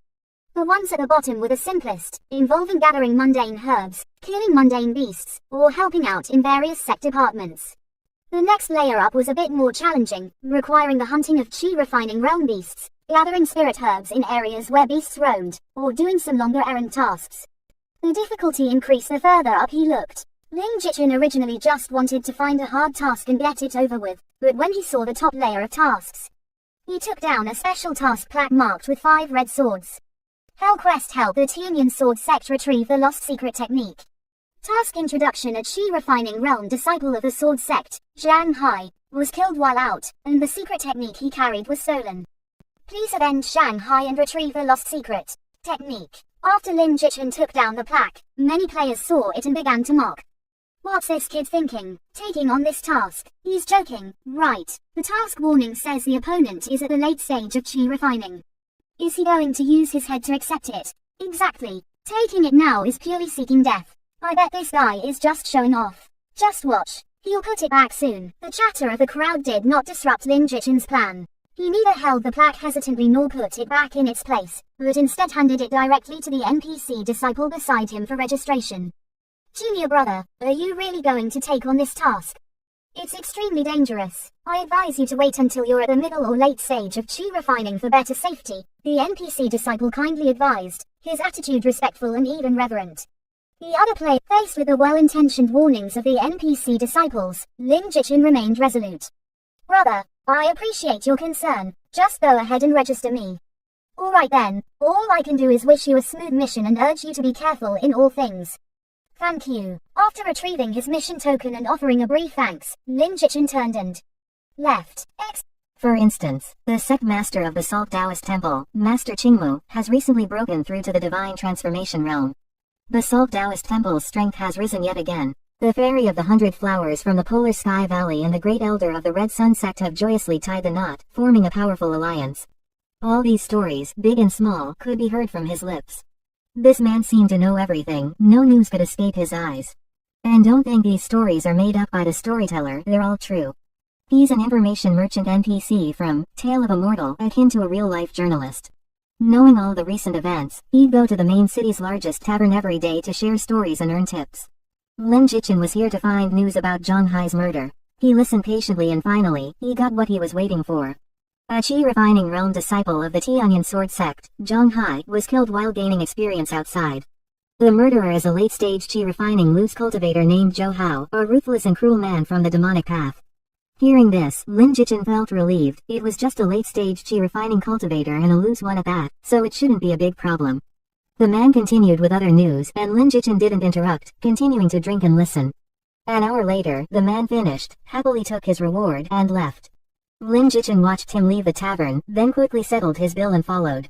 "Excuse me, I'd like to purchase some information," the skinny man asked with a grin, looking to buy information. "No problem, I'm Li Si, that's my business. But it depends on whether you can afford it. What do you want to know? Where is Zhou Hao? That information isn't too expensive. 5 low-grade spirit stones will do," Li Si said, holding out his hand with a greedy smile. Lin Jichin handed over the spirit stones without hesitation. Zhou Hao is a lecher and often frequents the willow and flower markets of Fengchu City. "You can look for him there," Li Si revealed. "Thanks." Lin Jichin got the information and turned to leave. But unexpectedly, Li Si called out to him, "There's another piece of information that's very important to you, but it'll cost another 5 spirit stones, depending on whether you're willing to pay." Without hesitation, Lin Jichin paid another 5 spirit stones, and Li Si happily accepted them. "Seeing as you have a familiar face, I'll give you a tip. Although Zhou Hao is just a late-stage Qi refining loose cultivator, he has an older brother named Zhou Shen, a foundation establishment realm cultivator. Be careful." Lin Jichin's eyes flickered. It was good that he bought this information, or he might have suffered a great loss. "Thanks," Lin Jichin said simply and left the drunken immortal tavern. After leaving the tavern, Lin Jichin hurried to the largest pleasure house in Fengchu City, the Autumn Moon Pavilion. This is where Tale of a Mortal truly shines. But Lin Jichin left the brothel and found an inconspicuous corner to patiently wait. Patience pays off, and after half a minute, Zhou Hao finally finished his business, swaggered out of the brothel, and hummed a tune as he headed out of the city. Lin Jichin didn't see anyone else with him. It seemed his brother Zhou Shen wasn't there. Lin Jichin immediately changed back into his sword sect clothes and followed behind. Zhou Hao was cautious, seemingly afraid of being discovered. He was worried because he had killed a disciple of the Tianyan sword sect and feared being hunted down by their members. He should have been laying low and not come into the city, but his lust got the better of him, and he couldn't resist sneaking into the Autumn Moon Pavilion for pleasure before slipping away into the night. Zhou Hao thought he wouldn't be noticed this way, unaware that a killer in the dark had already set his sights on him. Leaving Fengchu City behind, Zhou Hao made his way towards the mountains outside the city. The night was thick, with only the moonlight above casting a faint glow. The forest was tranquil, but as Zhou Hao walked, he sensed something amiss and quickened his pace. He shouted, "Who's there?" Lin Jichin emerged from behind the trees. "The one who's after your life." Seeing Lin Jichin's Tianyan sword sect attire, Zhou Hao's heart skipped a beat, fearing that a sect had sent a large force after him. But looking around, he realized it was just Lin Jichin alone, and sensed that he was merely a novice at the initial stage of Qi refining. "So, it's just a nobody. You think being a disciple of the Tianyan sword sect gives you the right to seek revenge? Looks like you're tired of living." With those words, Lin Jichin was even more certain he had found his target. Zhou Hao made the first move, fearing Lin Jichin had backup on the way and wanting to finish him quickly and escape. Zhou Hao charged with lightning speed, his muscles taut, his blade flashing white as it slashed towards Lin Jichin. Lin Jichin was not unarmed, he held a crimson sword in his hand. As Zhou Hao's blade came down, Lin Jichin calmly stepped aside. He easily dodged Zhou Hao's attack, proving his speed was superior even to this later stage Qi refining cultivator. Zhou Hao was taken aback but persisted, bending forward and using the momentum of his previous attack to swing his blade back around. The blade traced a half-moon arc in the air, the thunder blade approaching again with a chilling intent. This time, Lin Jichin didn't dodge but raised his crimson cloud sword to meet the blade. The clash of metal sparked in the night. Zhou Hao was no match for Lin Jichin's strength and stumbled backward, disbelief in his eyes. "This can't be. You're just at the initial stage of Qi refining, how can you have such formidable strength?" "It's not that I'm too strong, it's that you're too weak," Lin Jichin taunted. Enraged, Zhou Hao held nothing back, channeling his spiritual energy into the thunder blade. The blade glinted with a hunting light, and a layer of crimson energy enveloped it. Wild blade slash. A fierce and powerful blood-red light cut through the air, flashing past in the moonlit forest. Just as the blade was about to reach Lin Jichin, a semi-transparent shield appeared in front of him. Clang! The blade struck the shield, which dissipated, and the attack was neutralized. Lin Jichin remained unscathed. This spirit evasion skill is really handy, Lin Jichin muttered to himself, the shield being a feature of the gathering spirit jade pendant given to him by Nangong Yu. However, the spirit shield skill required precise timing to be effective. Lin Jichin had just perfectly timed his first attempt at using the skill, successfully blocking the wild blade slash. Zhou Hao was startled, then quickly surmised that Lin Jichin must possess a defensive magic treasure, greed flashing in his eyes. I didn't expect you to have so many treasures. Seems like you're favored by your sect. Hand over your belongings and I might spare your life. Lin Jichin looked at him as if he were a fool. Who gave you such courage? Then leave your life behind. Zhou Hao wasted no more words and swung his blade again. The thunder blade moved through the air in an impenetrable flurry, the fierce wind stirring up leaves in the forest. Lin Jichin, curious about his own defense capabilities, deliberately didn't dodge, allowing Zhou Hao to seize the opportunity and strike his arm. Miss. Zhou Hao's blade froze in midair, his eyes filled with disbelief. His attack hadn't even torn Lin Jichin's clothes, let alone left a mark. This is impossible, you're just at the initial stage of chi refining. I don't believe it. Zhou Hao roared in frustration and swung his wind blade technique again, the blade light flashing continuously against Lin Jichin. Lin Jichin let him strike, protecting only his vital areas to avoid critical damage. Lin Jichin blocked Zhou Hao's blade with his arms and back. Miss. The more Zhou Hao slashed, the more panicked he became, realizing he couldn't breach Lin Jichin's defenses. Suddenly, the thought of fleeing crossed his mind. Zhou Hao was truly speechless. Wasn't this kid a sword cultivator? Weren't sword cultivators supposed to focus on offensive damage? Why did this one seem to specialize in defense like a monk? Zhou Hao lost his will to fight and feigned another attack, but his body swiftly retreated. Hey, you've been hacking away at me for so long, and now you want to run. Wishful thinking, Lin Jichin chuckled, no longer toying with him. He raised his Crimson Cloud sword, and with a flick, a sword shadow slashed across Zhou Hao's shoulder. Blood seeped from Zhou Hao's shoulder, quickly soaking his clothes. -90. A casual strike drew blood, and Lin Jichin saw how weak his opponent was. Scatter Cultivator, Zhou Hao. Profession, Blade Cultivator. Realm, Late Chi Refining. Vitality, 2,460 2,550.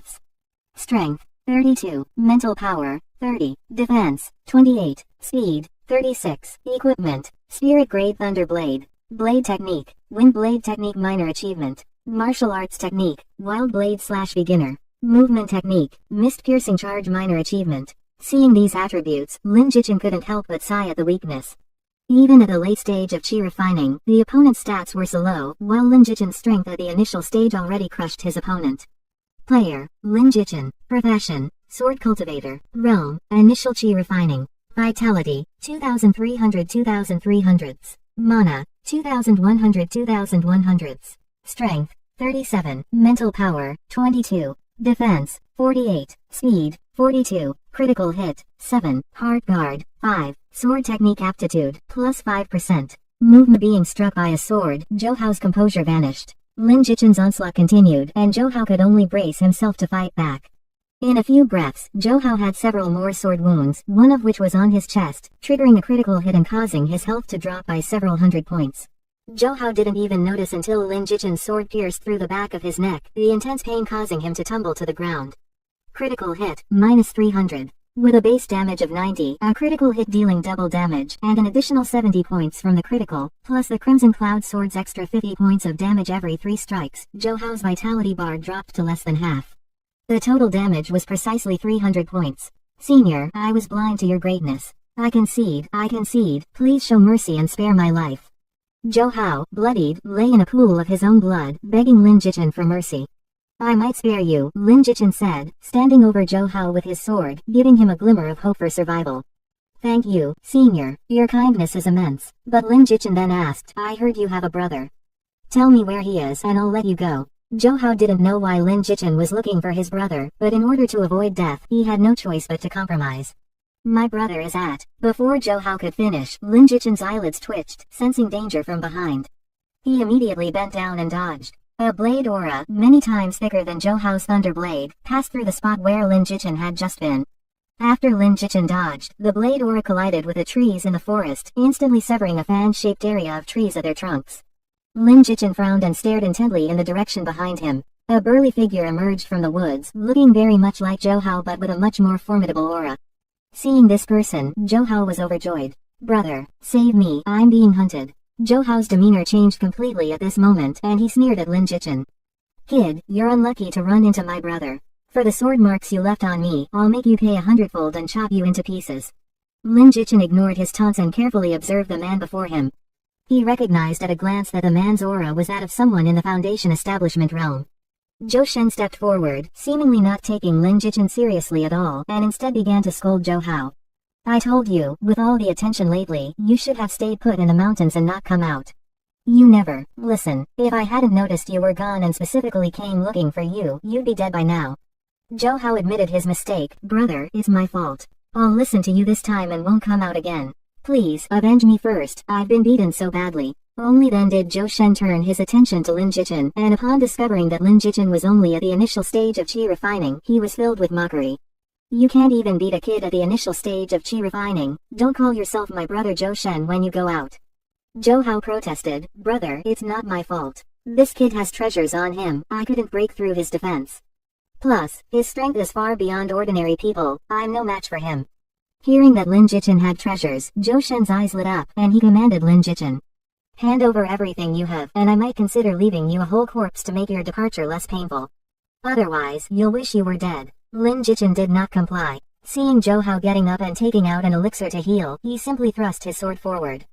Zhou Hao couldn't believe Lin Jichin would dare to attack him and, caught off guard, was struck in the neck by Lin Jichin's sword, blood spurting like a fountain.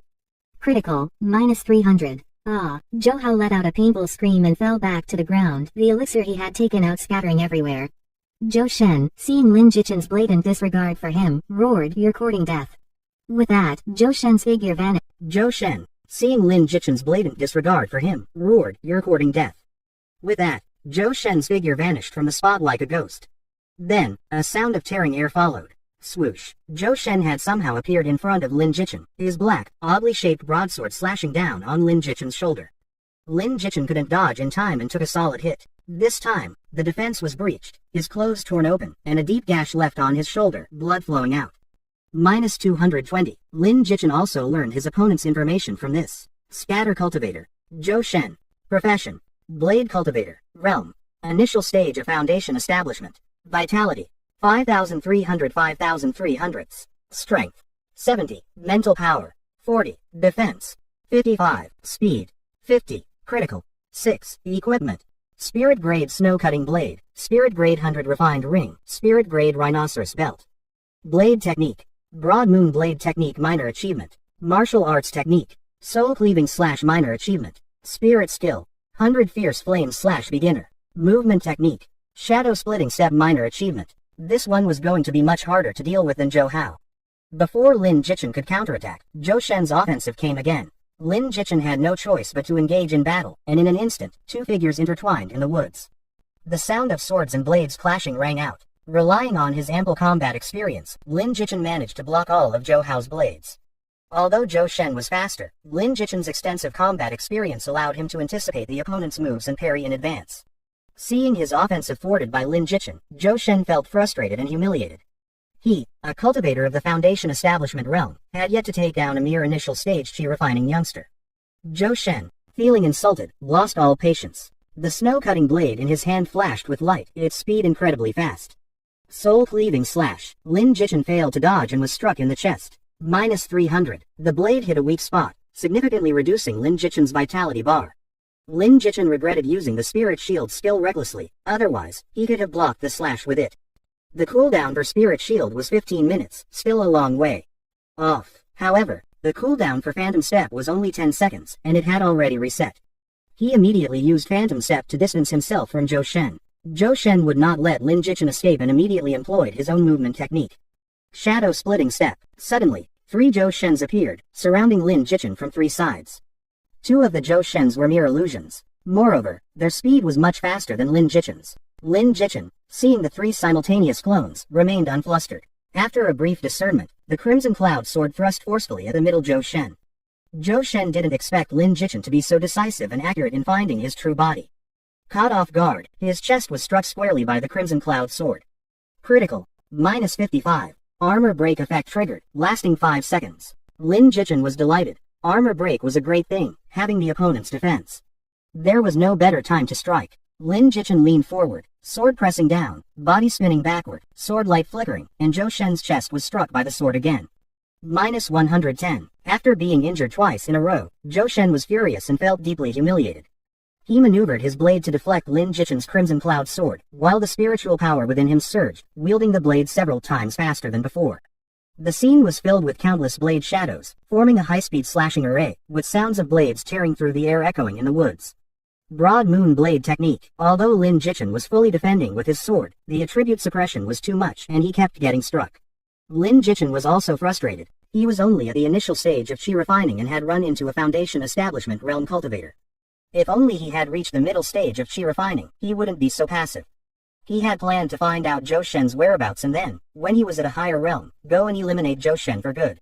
But he hadn't expected to encounter Zhou Shen so soon. Suddenly, Lin Jichin had an elixir in his hand. Open black lens bracket. Mysterious grade purple jade elixir. Close black lens bracket. Increases all combat attributes by 30 points for 5 minutes, and instantly restores 3,000 points of vitality if not in combat. This was an elixir given to him by Lang Feiyan, which he had been too reluctant to consume until now.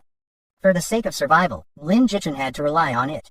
Swallowing the purple jade elixir, he felt his body rapidly heating up, his chi surging and warm currents flowing through him.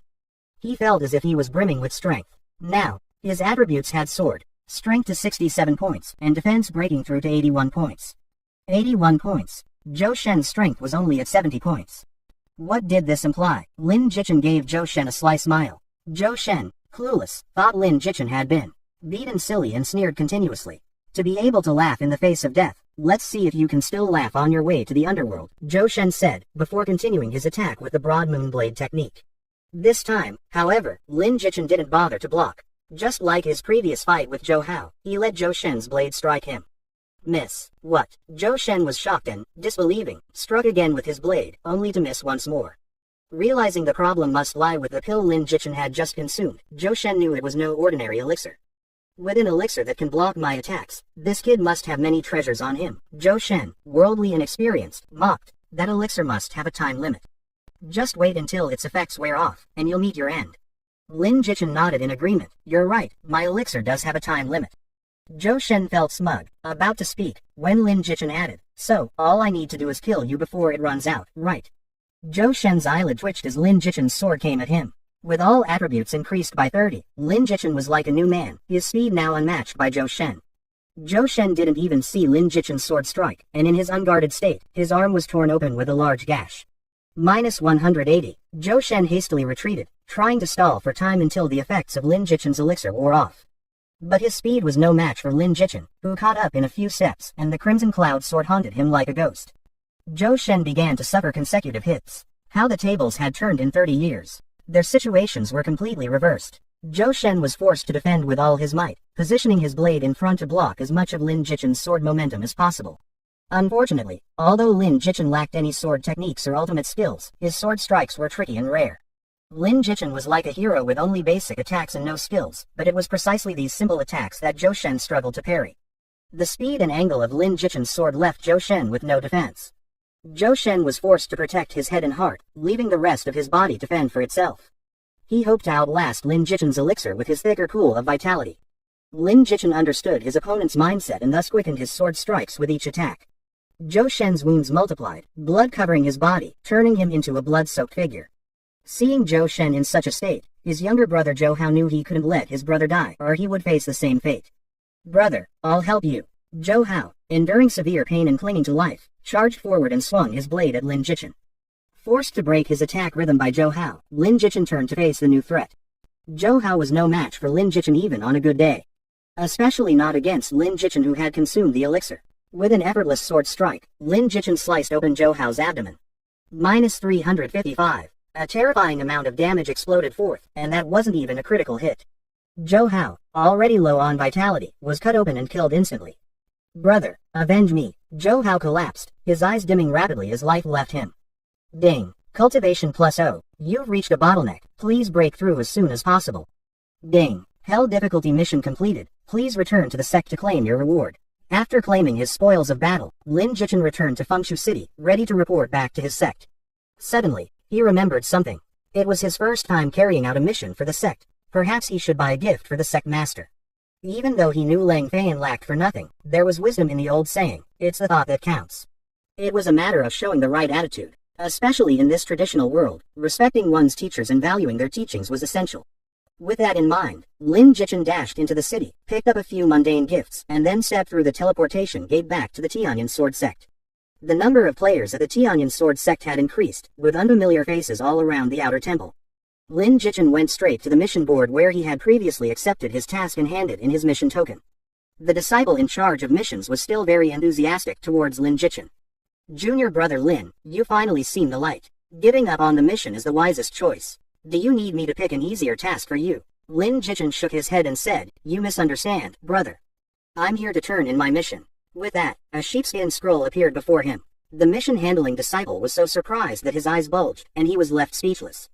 The surrounding players, curious about the commotion, crowded around to see the token in Lin Jichin's hand. On that token, there were 5 small sword symbols, signifying a hell-level difficulty. Needed a hell-level mission. That's impossible, right? You need at least to be at a later stage of chi refining for a hell-level mission. Exactly. I struggled so much with just a difficult mission that I wanted to jump off a building. Junior brother is truly an elite of the inner temple. I am ashamed in comparison.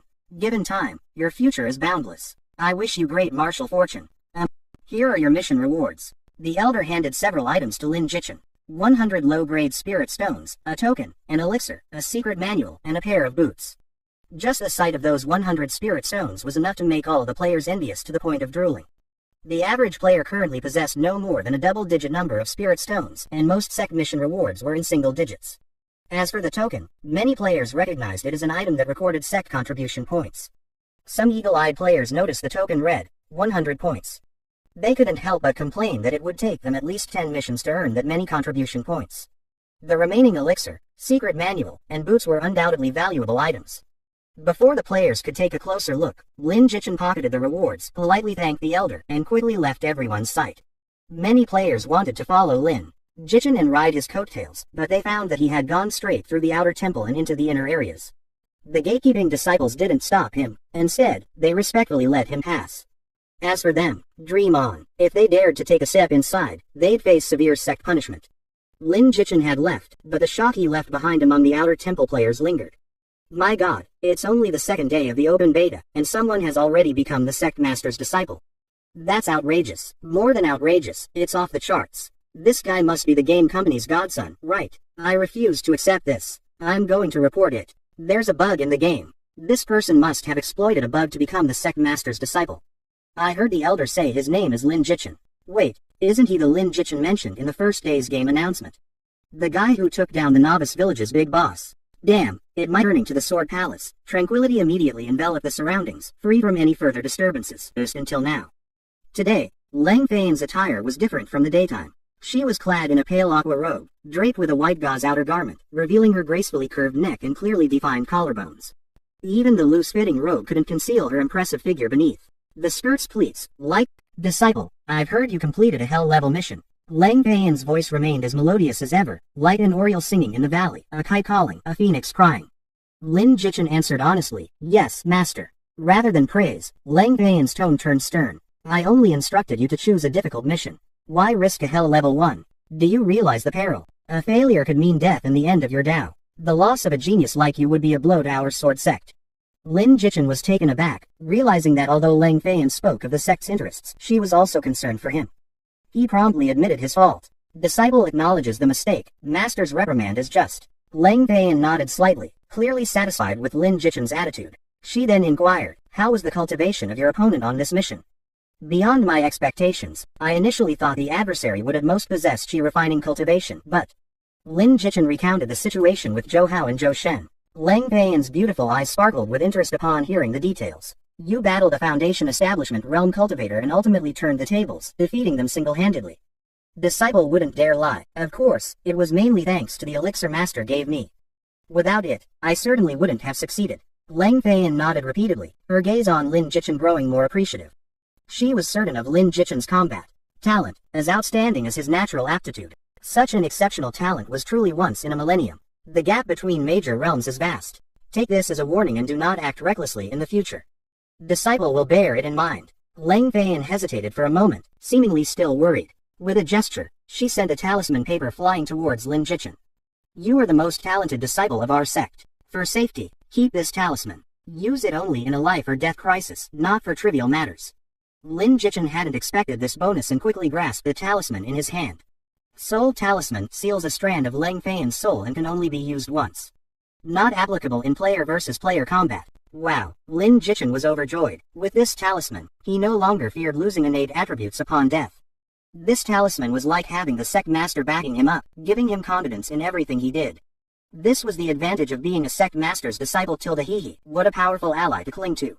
Furthermore, for completing the mission, here's the superior gathering chi pill I promised you.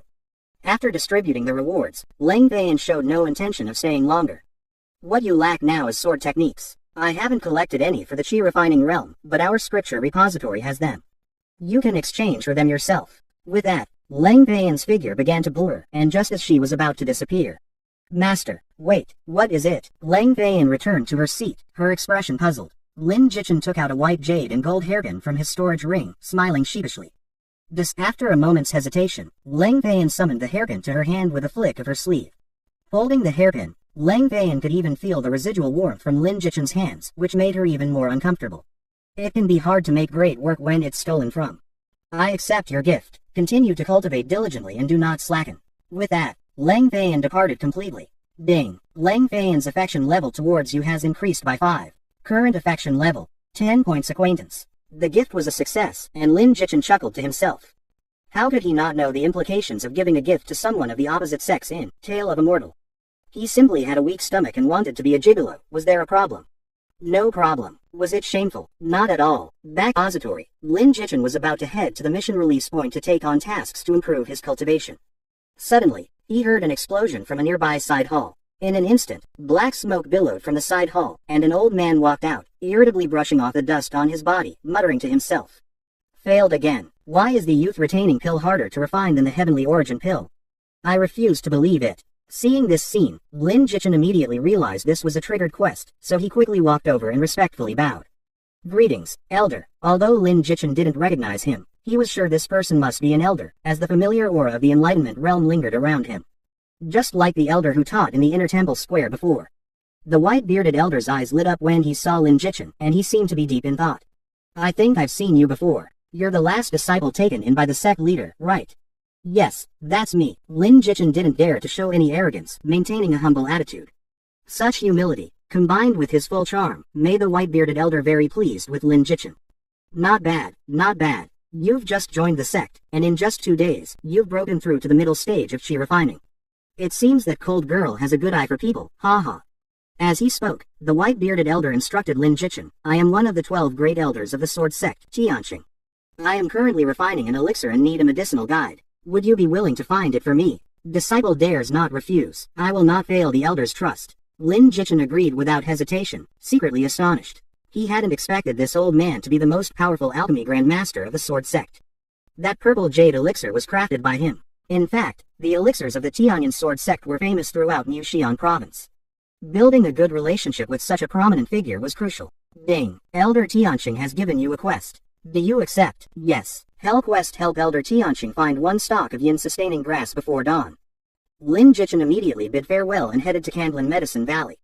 Candlin Medicine Valley wasn't far, filled with many monsters and herbs, making it an excellent place for beginners to level up and gather herbs. Lin Jichin when he saw the Medicine Spirit Falcon, he frowned. At this moment, the Medicine Spirit Falcon was being surrounded by a group of players, about a dozen of them. They seemed to be from a guild, with someone commanding and others cooperating in an orderly manner. It looked like the monster he had his eyes on had been claimed by someone else. This was unexpected for Lin Jichin. With over 10 people on the other side, the best course of action would be to let them have it and come back tomorrow when the Medicine Spirit Falcon respawned. But Lin Jichin clearly didn't have the patience for that. His mission had a time limit and couldn't wait until dawn. Lin Jichin approached, and the other side immediately noticed someone coming. Players recognized Lin Jichin and immediately exclaimed with delight, "It's that handsome expert." Being called handsome in front of so many beauties made Lin Jichin feel a bit pressured.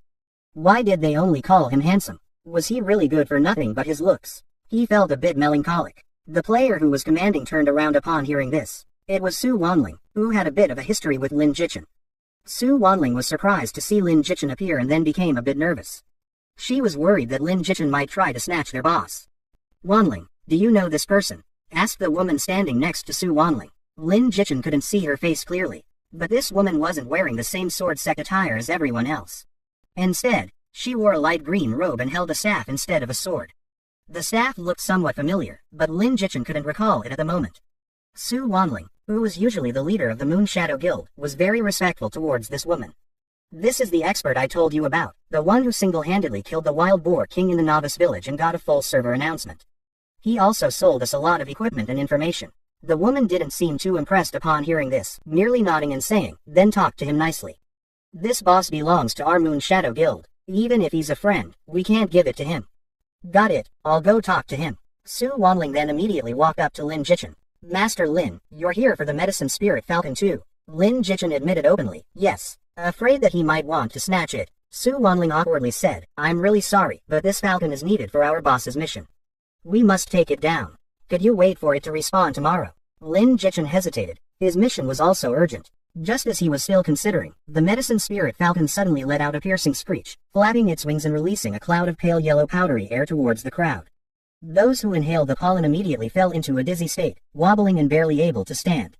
Seizing the opportunity, the medicine spirit falcon soared into the sky and began attacking the dazed players. Its sharp claws easily tore through a female player's defense, and with just a few strikes, the player in the initial stage of chi refining turned into a soul burial mound. The medicine spirit falcon then attacked others, killing 3 female players within a few breaths. Not good. Those who aren't dizzy, get up there immediately and attack its weak points. Don't give it a chance to attack. Su Wanling couldn't care less about talking to Lin Jichen and rushed back to command her subordinates. The female player with a staff beside her also began attacking the falcon. She raised her staff and chanted a spell, Earth Immortal Binding Hands. As the spell was completed, the ground beneath the falcon's feet turned into a swamp, which surged up and firmly trapped its claws. The falcon struggled but couldn't break free immediately. Next, the staff-wielding woman chanted another spell, Blazing Fire Lamp. The air around the falcon suddenly became scorching hot, and then a large flame enveloped it, causing the falcon to screech in pain. However, the falcon's strength far exceeded hers, and within seconds, the flames extinguished, and it pulled its claws out of the swamp. However, just as everything was going smoothly, a group of uninvited guests disrupted the balance. Blood Fiend Guild is clearing the area. This boss is ours. Stop what you're doing and leave, or don't blame us for being rude. Su Wanling knew this couldn't be resolved peacefully, so she asked the female mage beside her. The odds are against us. The female mage thought for a moment and said, call for reinforcements immediately. Get all nearby Moon Shadow Guild members here. We have to fight this battle, even if we lose. A guild without spirit can't achieve my goals. Su Wanling understood. Got it. But then Lin Jichen spoke again. I won't help you kill people, but I can help you deal with this falcon. If it drops yin sustaining grass, it's mine. I also get to pick one other item as payment. Deal. Su Wanling didn't answer immediately but looked at the female mage, clearly indicating that she couldn't make the decision alone. The female mage thought for a moment and nodded. Su Wanling kindly offered, I'll leave a few people to help you with the falcon. No need. You all go fight the guild war. I'll handle the falcon alone. While Blood Fiend and Moon Shadow guilds were fighting, Lin Jichen acted as if he didn't see them, helping neither side. He circled around the battlefield and approached the medicine spirit falcon, while the two guilds fought fiercely. Behind him, Lin Jichen's eyes were only on the falcon. The battle between the Moon Shadow and Blood Fiend guilds behind him was one-sided. Blood Fiend's numbers were almost 3 times that of Moon Shadow, forcing each Moon Shadow member to fight 3 opponents, making it impossible to hold their ground. As one Moon Shadow girl after another fell and turned into soul burial mounds, the guild was in a dire situation, forced to retreat and defend. Fortunately, a female mage was holding on, her high group damage providing some relief, with other members surrounding and protecting her. But the situation for Moon Shadow was grim. Without reinforcements, a total wipeout was only a matter of time. As soon as Lin Jichen made his choice, the game announcement went out. Congratulations to player Lin Jichen for completing the first kill of a Chi Refining Realm boss in Tale of Immortal. Reward: plus 400 reputation, plus 2 innate charm, plus 1 achievement medal. Wishing all players success in their martial pursuits. With the announcement, Lin Jichen's name once again became the focus of discussion among Tale of Immortal players. Huang Xiaoyan and his subordinates were dumbfounded, as if struck by lightning, losing their ability to think. Watching the scene unfold before him, Huang Xiaoyan rubbed his eyes. He wondered if his usual activities had left him so weak that he was hallucinating.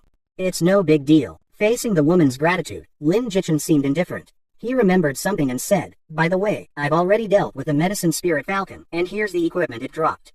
As he spoke, Lin Jichen laid out the equipment he had just picked up from the falcon. Su Wanling and the female mage couldn't help but be curious about what good items the falcon had dropped. When they saw the number of items Lin Jichen laid out, both women were stunned, their eyes wide open.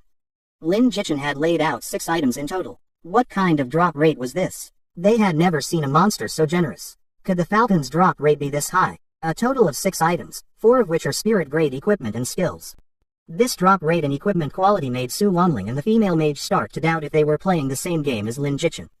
Could it be that the first kill of a boss has a higher chance of dropping good items?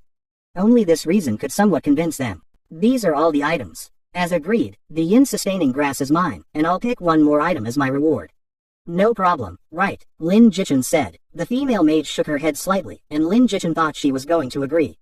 Unexpectedly, she changed her mind. Mr. Lin, you killed the falcon alone. We originally had no right to take the equipment. These items should all belong to you. No, we had an agreement. You were the ones who started fighting the falcon. I just took the first kill and already gained a lot. Besides, if it weren't for you holding off the Blood Fiend members, I wouldn't have had the chance. The female mage whispered a few words to Su Wanling, who nodded and then logged off. In less than half a minute, she logged back in. Meanwhile, Lin Jichen received a bank notification on his phone. Your card ending in 7758 has received a deposit of 5 million yuan. Balance: 5 million yuan and 35 fen. Industrial and Commercial Bank. Lin Jichen instantly understood that the 5 million was transferred by Su Wanling on behalf of the female mage. 5 million, given without blinking an eye. This woman must be truly wealthy. We should be the ones thanking you. The female mage smiled, her smile as radiant as spring flowers, exuding a captivating charm. She extended her hand and said gracefully to Lin Jichen, I'm Zhang Luyu, the president of the Moon Shadow Guild. Lin Jichen, a lone player. Lin Jichen shook her hand calmly. Suddenly, a thought flashed in his mind, and his eyes sparkled. Zhang Luyu, why does this name sound so familiar? Moon Shadow Guild. Wait, Lin Jichen remembered. Moon Shadow Guild, Zhang Luyu, no wonder it sounded familiar. Suddenly, a thought flashed in his mind, and his eyes sparkled. Zhang Luyu, why does this name sound so familiar? Moon Shadow Guild. Wait, Lin Jichen remembered. Moon Shadow Guild, Zhang Luyu, no wonder it sounded familiar. Lin Jichen couldn't recall the Moon Shadow Guild, but the name Zhang Luyu was famous in his previous life. She had 3 identities. First, ranked 13th on the heavenly rankings of Tale of Immortal, the second most powerful mage in the world, just below Lin Jichen. Second, the president of the Moon Shadow Guild, the wealthiest guild in Tale of Immortal. If the first 2 identities weren't impressive enough, the third one was absolutely shocking. Zhang Luyu was the only daughter of the world's richest man. Her family possessed immense wealth, rivaling nations. So knowing her background, Lin Jichen couldn't help but hold her hand for 2 more seconds, hoping to absorb some of her wealth. Hee. But this behavior looked like he was taking advantage in the eyes of Su Wanling and Zhang Luyu. Hey, you have some nerve, taking advantage of our president. Don't think you can do whatever you want just because you're skilled. Su Wanling said indignantly, not only to protect her boss but also because she was annoyed by Lin Jichen's different treatment. She had met Lin Jichen several times, and each time he just brushed her off and left. She thought he might not be interested in women. But seeing him take advantage of her boss, she realized it was because she wasn't pretty enough. Lin Jichen, embarrassed by Su Wanling's words, withdrew his hand with a sheepish smile. I was thinking about something, it wasn't intentional. Yeah, right, Su Wanling retorted. Since there's nothing else, I'll take my leave. Sayonara. Seeing Lin Jichen flee, the 2 girls couldn't help but laugh. Your friend is quite nice. Zhang Luyu commented. Nice. Luyu, he just took advantage of you. This guy clearly likes you. Su Wanling complained. Alright, maybe you're overthinking. It was just a handshake. Besides, he kept his word and helped us a lot. We should be grateful. I'm not saying we shouldn't be grateful. But just because he helped doesn't mean he can take advantage. If your dad finds out, he'll be in trouble. Don't tell my dad about this. Not a word. You're my bestie. Don't act as my dad's spy. Don't worry, we've been besties for years. I wouldn't betray you. That's good. Let's go before the Blood Fiend Guild comes back. Distribute these items to the core members of the guild. Also, give a 50,000 yuan bonus to each member who participated in the battle today. Yes, my dear I told you not to call me that in private, Wanling. You're asking for a beating. Ouch, I was wrong, hee. When the members of the Moon Shadow Guild had all left, Candlin Medicine Valley seemed to return to its tranquility. Until a girl emerged from a dark corner. Phew, guys, today's livestream was worth it, wasn't it? Not only did Shiazi bring you a guild war, but you also got to see the exclusive moves of a super expert, Lin Jichen. As she spoke, Lu Shiazi began to reminisce about Lin Jichen's series of actions, murmuring her evaluation. Facing the siege of so many Blood Fiend members with such calmness, effortlessly sweeping through them like autumn leaves, and even taking down a late-stage chi-refining boss on the side, who else has such prowess? The audience couldn't refute. Indeed, they couldn't think of a second expert who could compare to Lin Jichin, at least not one they had seen. The livestream had them all fired up. I, Lu Shiazi, hereby declare that I believe Lin Jichin is currently the #1 expert in Tale of a Mortal. Who agrees? Who disagrees? Surprisingly, even the viewers who usually love to argue with Shiazi all agreed. If Lin Jichin wasn't the top expert, then who was? At this point, Lu Shiazi's eyes suddenly sparkled with hearts, and she cupped her face, looking infatuated. Most importantly, Lin Jichin is so handsome. I've decided, he's my idol from now on. My dream guy. The chat exploded with vomiting emojis, but Lu Shiazi ignored them all. Li Fengwen hadn't expected to be recorded. Seeing the video and the overwhelming ridicule online, he flew into a rage, smashing many antiques at home. Meanwhile, Lin Jichin, unaware of all this, returned to the Tianyan sword sect with the yin-sustaining grass, ready to hand it over to Elder Tianqing. Unexpectedly, Elder Tianqing was in the alchemy room, refining elixirs. You helped me find the yin-sustaining grass, so I can't let you go unrewarded. Take your payment and leave. I need to continue refining elixirs. Elder Tianqing tossed a wooden box to Lin Jichin. Lin Jichin opened the box to find a bottle of elixirs and a bracelet inside. Spirit Grade Attribute Elixir permanently increases a random combat attribute by 1 to 5 points. Quantity: 3 pills. Requirements: none. Elder, what is it now? Elder Tianqing asked. Lin Jichin braced himself and said, Elder, were you just refining a youth-retaining pill? Oh, you know about the youth-retaining pill? Elder Tianqing's expression was quite surprised. Lin Jichin chuckled and said, I have a keen interest in alchemy.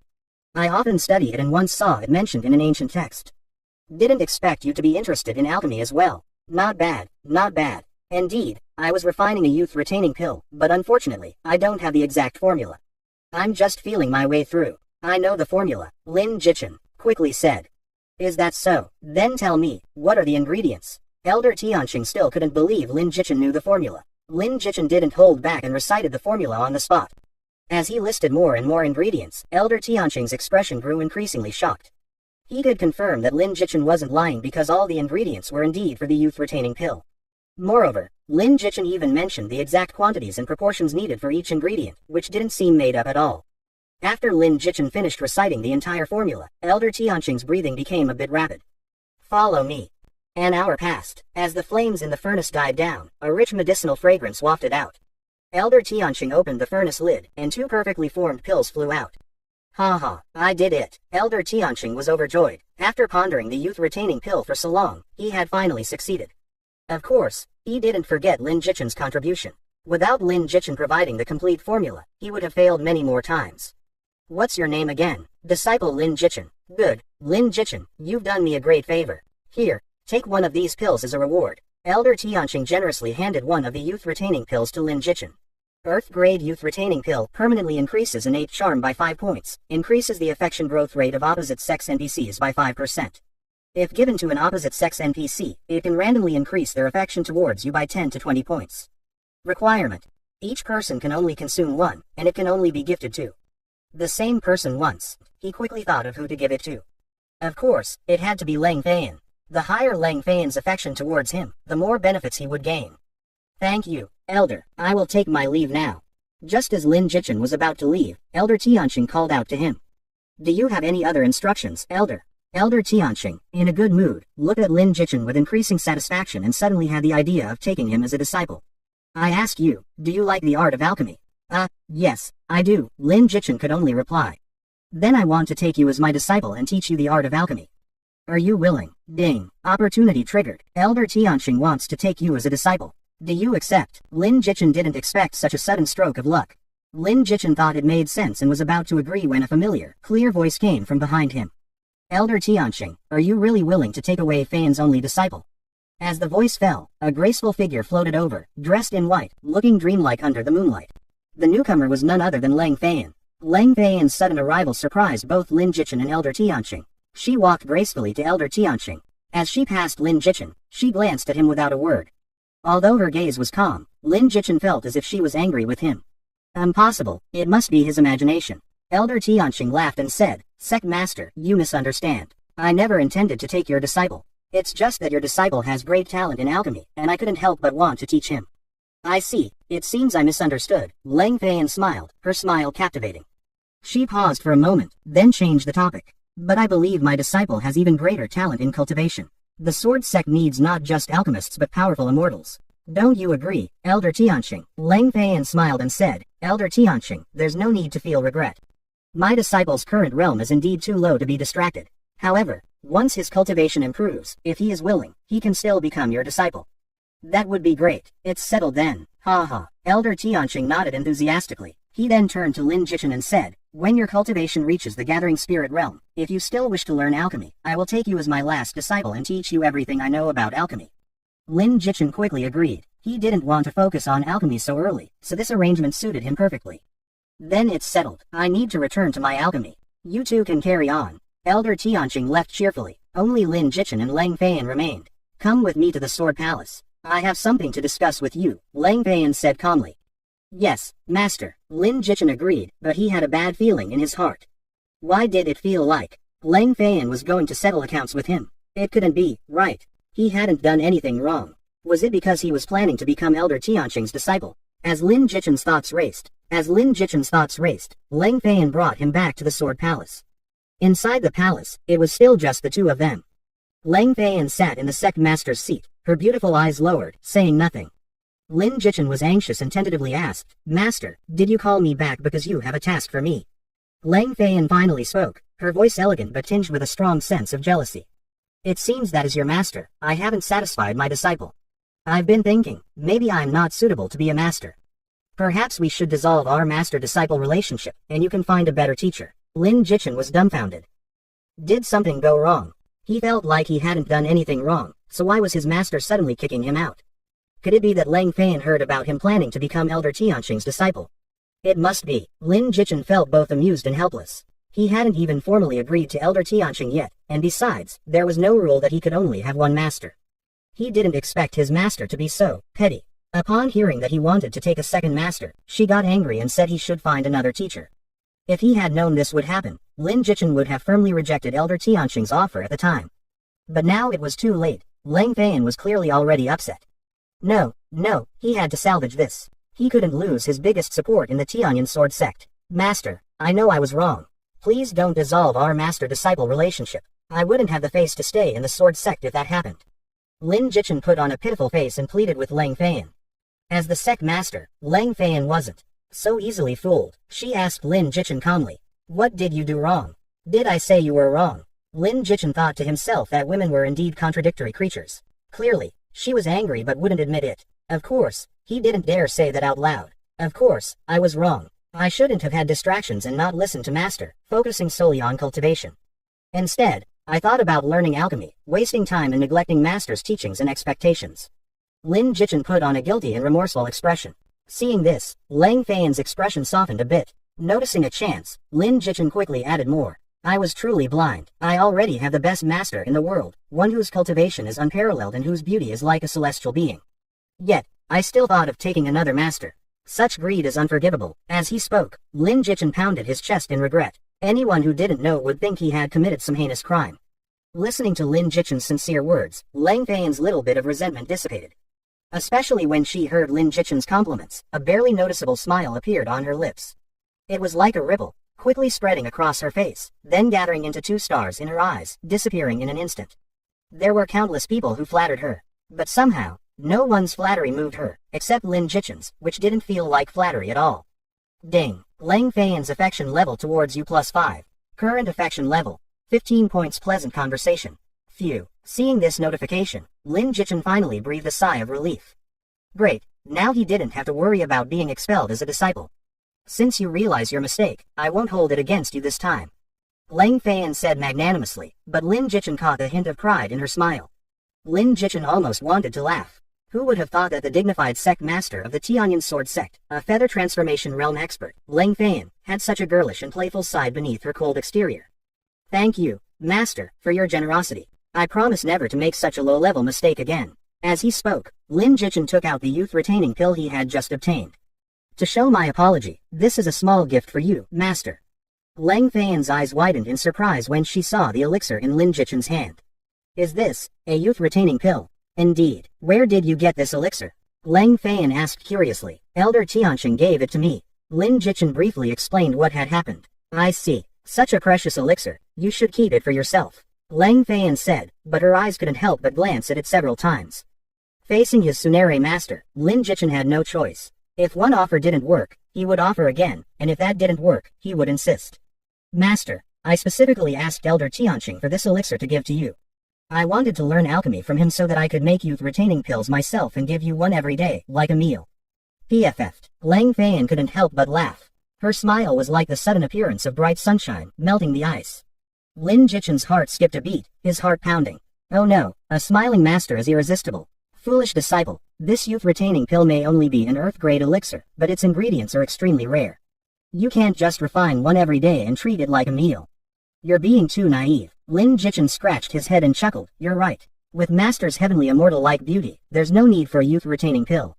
But this is a small token of my apology. I hope Master will accept it, so I can feel a bit better. HMPH, always with the sweet talk. Lang Feiyan pretended to be displeased, giving Lin Jichin a sidelong glance, but the smile on her lips grew even more pronounced. Her phoenix eyes sparkled like autumn water, full of charm. All right, I'll accept this elixir. Lang Feiyan accepted Lin Jichin's second gift. Lin Jichin lost an earth-grade elixir, but he gained another wave of affection from Lang Feiyan. Ding. Lang Feiyan's affection for you plus 2-0. Current affection. 35 points close companions. Haha, worth it. Exchanging an elixir for 20 points of affection from Lang Feiyan was definitely a good deal. Moreover, the youth-retaining pill was of no use to him anyway. 35 points of affection was not low, it belonged to the level of close companions. His relationship with Lang Feiyan had taken a big step forward. Sure enough, Lang Feiyan's gaze no longer held the previous coldness and distance. Instead, she smiled sweetly, and deep in her eyes, there seemed to be a budding affection. Oh boy, this master-disciple relationship, could it be changing? I just remembered, I have a martial arts technique for the chi-refining realm that I learned when I was young. It's been sealed away for a long time. I just thought of it. Wait here, I'll go get it. Lang Feiyan said as she temporarily left the hall. Lin Jichin was delighted. As expected, the higher the affection, the more benefits. This youth-retaining pill was truly a good gift. Not long after, Lang Feiyan returned, gracefully holding a booklet. This is a martial arts technique for the chi-refining realm that I learned when I was young. It's not a rare secret technique, but it's sufficient for the chi-refining realm. It's of no use to me, so you can take it and cultivate. Thank you, Master. Lin Jichin happily accepted the booklet. Alright, study the mysteries of this martial arts technique well. I'll be heading back. Lang Feiyan left these words and then departed. Mainly, Lin Jichin's gaze made her both delighted and embarrassed, feeling uneasy. It was like a little girl wearing new clothes, eager to show them off to everyone, but feeling shy and hiding when someone noticed. Lang Feiyan felt exactly like that now. Will my disciple have wild thoughts seeing this hairpin? If I had known, I wouldn't have worn it on a whim. Lang Feiyan even began to regret it. Just as she was about to disappear, Lin Jichin's voice suddenly came from behind. Master, you look stunning with that hairpin. Hearing this, Lang Feiyan almost stumbled and fell from the void, but fortunately, she didn't embarrass herself and safely returned to her palace. This naughty disciple, how can he speak so bluntly, so lacking in manners? Hiding in her bedchamber, Lang Feiyan cupped her cheeks with both hands, muttering to herself. Her snow-white face had two blushes, each smile and frown captivating. Mysterious grade, martial art phoenix feather instantly unleashes 22 sword chis, covering a 200-meter radius, with a 30% chance to interrupt the enemy's martial arts technique. Each sword chi has a base damage of 600 points and inflicts a crippling effect for 15 seconds. Crippling. Any part of the enemy becomes a weak point, ignoring equipment armor. Mana consumption. 800 points, cooldown time, 120 seconds. Requirement. Sword cultivators in the later stage of chi refining with a root bone of 70 or above can cultivate. In the hall, Lin Jichin was holding the booklet, his eyes squinting with joy. This martial art is too powerful. A group skill, with damage twice that of Frost Moon Slash, and it has a crippling effect that ignores the opponent's equipment armor. The most terrifying part is that it can interrupt others' martial arts techniques. Even among mysterious grade martial arts, it's definitely top tier. This martial art can be used until the Foundation Establishment realm, and its ability to interrupt opponents' skills makes it useful in any realm. Lin Jichin was sure that if this martial art were put up for auction now, it could easily exchange for a house in a second-tier city, if not a first-tier one. If sold to Zhang Luyu, even a house in a first-tier city wouldn't be a problem. Junior brother, what a coincidence. I just came to find you and here you are. I thought you might be asleep and was about to look for you in your quarters. Lin Jichin smiled and cupped his hands. It is a coincidence. What brings you here so late, senior sister? I do have something important to discuss with you.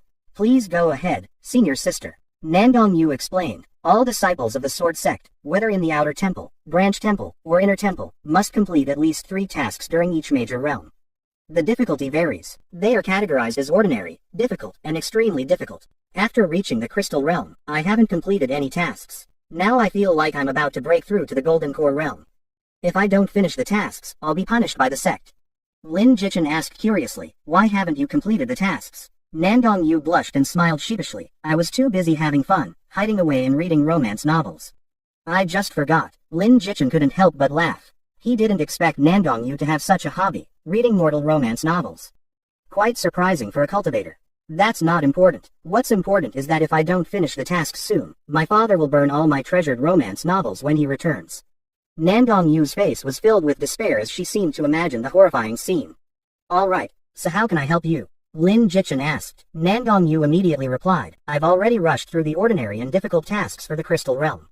Now, I just need to complete the extremely difficult one, which is a demon-slaying task. Used to being adored by everyone, Nandong Yu's mood plummeted, and she cried like a pear blossom in the rain, unable to speak. Lin Jichin couldn't help but feel a bit guilty, thinking about how well Nandong Yu had treated him. When they first met, she even gave him a spirit-grade jade pendant, and here he was, treating her like this. It really wasn't fair. Alright, I promise to help you. Is that okay? Are you serious? Nandong Yu's eyes reddened, and she sniffled, looking pitifully at him. Lin Jichin shook his head and laughed. If you keep crying, I might change my mind. Nandong Yu quickly wiped away her tears and finally broke into a smile. Junior brother, you're so good to me. Don't worry, I'll protect you. Whether it's doing tasks or facing senior brother, I won't let you get hurt. Ding. Nandong Yu's affection level towards you +10. Current affection level. 25 points riding together. Ding. Opportunity triggered. Help Nandong Yu complete her task. The two of them left the sword sect, heading swiftly towards the sunrise on the horizon. Lin Jichin didn't take advantage of the situation, keeping his hands properly on Nandong Yu's waist without any inappropriate behavior. Half a day passed. From morning to dusk, they flew over countless mountains and towns, resting a few times along the way, until they finally reached their destination, Forget Worry's village. Lin Jichin found the place familiar. Because in the future, this place would become a Crystal Realm's secret realm dungeon called the Blood Infant Secret Realm, which he had farmed many times. The two stopped at the village entrance. Although the sun was still setting, it couldn't penetrate the village. The entire village seemed abandoned by sunlight, cold and dark, with an occasional eerie breeze carrying a foul, bloody smell. Nandong Yu frowned. The sect's intelligence said this village was invaded by evil spirits, and all the villagers became their nourishment. It should be the work of demonic cultivators. The sect wants me to not only clear out all the evil spirits but also find out the truth and report it to the elders. Senior sister, I think there might be a lot of evil spirits inside. How about we rest for the night and go in tomorrow at noon when the sun is at its peak and their power is weakest? Lin Jichin suggested. Nandong Yu thought he was scared and smiled gently. Junior brother, don't be afraid. Senior sister will protect you. Before Nandong Yu could catch her breath, a massive swarm of blood-red light flew out of the ancient well, covering the sky. Upon closer inspection, it was hundreds of terrifying wraiths, with blue faces and fangs, looking hideous and emitting piercing, shrill cries. It was like the wailing of 100 ghosts, the sinister energy engulfing the entire village. One chi-refining realm wraith was not frightening, but hundreds of them together were a different story. It was like the difference between the lethality of a single killer bee and a swarm of them. Nandong Yu hadn't expected so many wraiths to appear. It seems the entire village's inhabitants were turned into wraiths by the demonic cultivator inside the house, to aid his cultivation and serve his commands. Such a heinous act must be stopped. Today, I, Nandong Yu, will eradicate this evil. Nandong Yu took a deep breath, forming a sword seal with her hands. Her mana surged, and the green sword emitted a clear hum, its blade flickering with a radiant glow. Then, her sleeves billowed, and she raised her long sword. The sword followed her will, moving as swiftly as lightning. Moonlight heavenly slash, boom, a radiant beam, like a blazing sun, crashed into the swarm of wraiths like a primordial beast. In an instant, the sound of countless explosions echoed simultaneously, like cold water dropped into hot oil. Evil demon, you have harmed the innocent. Today, I will use your life to honor the memory of all the villagers who died tragically. Nandong Yu flew forward, charging into the wooden house where the demonic cultivator was hiding. The next second, she rapidly retreated, a pitch-black hand darting out from the house. Nandong Yu, caught off guard, had to use her sword to block. But the black hand's force pushed her back, leaving a black mark on her green sword. Nandong Yu's delicate brows furrowed, her eyes filled with vigilance as she looked towards the wooden house. In an instant, the wooden house exploded into dust, and a gaunt, sallow-faced man with sinister eyes walked out, his gaze filled with mocking amusement.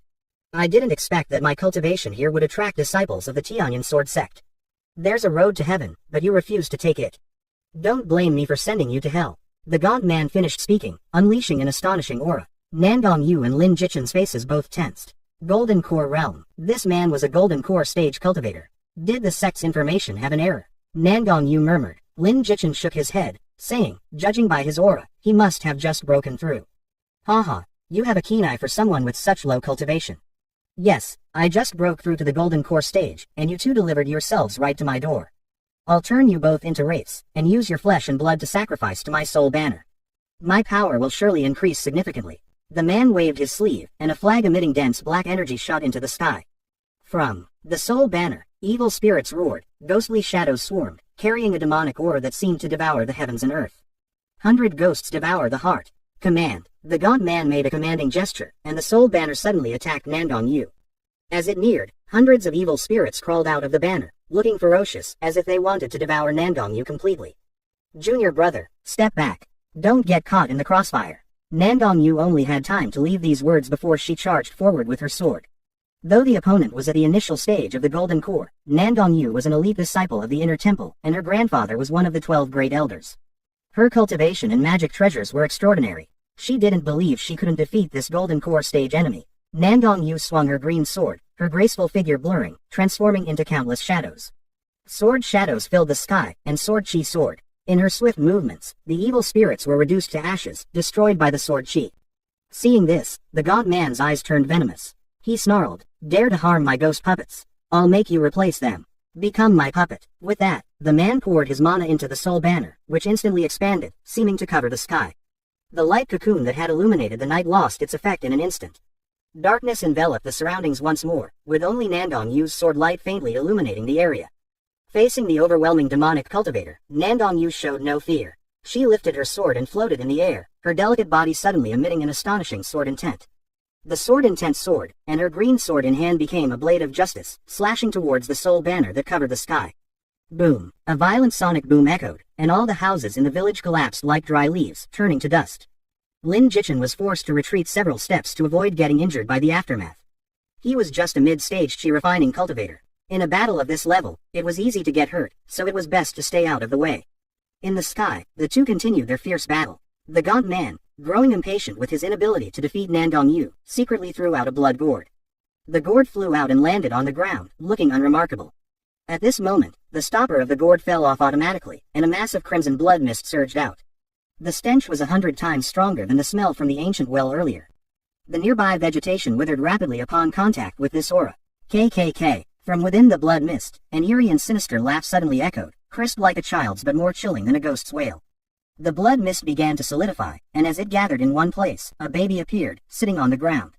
The baby's skin was pallid, its eyes bulging, and its head was disproportionately large compared to its body, resembling a monstrous giant-headed infant. Its face was smeared with blood-red grease, making it even more terrifying.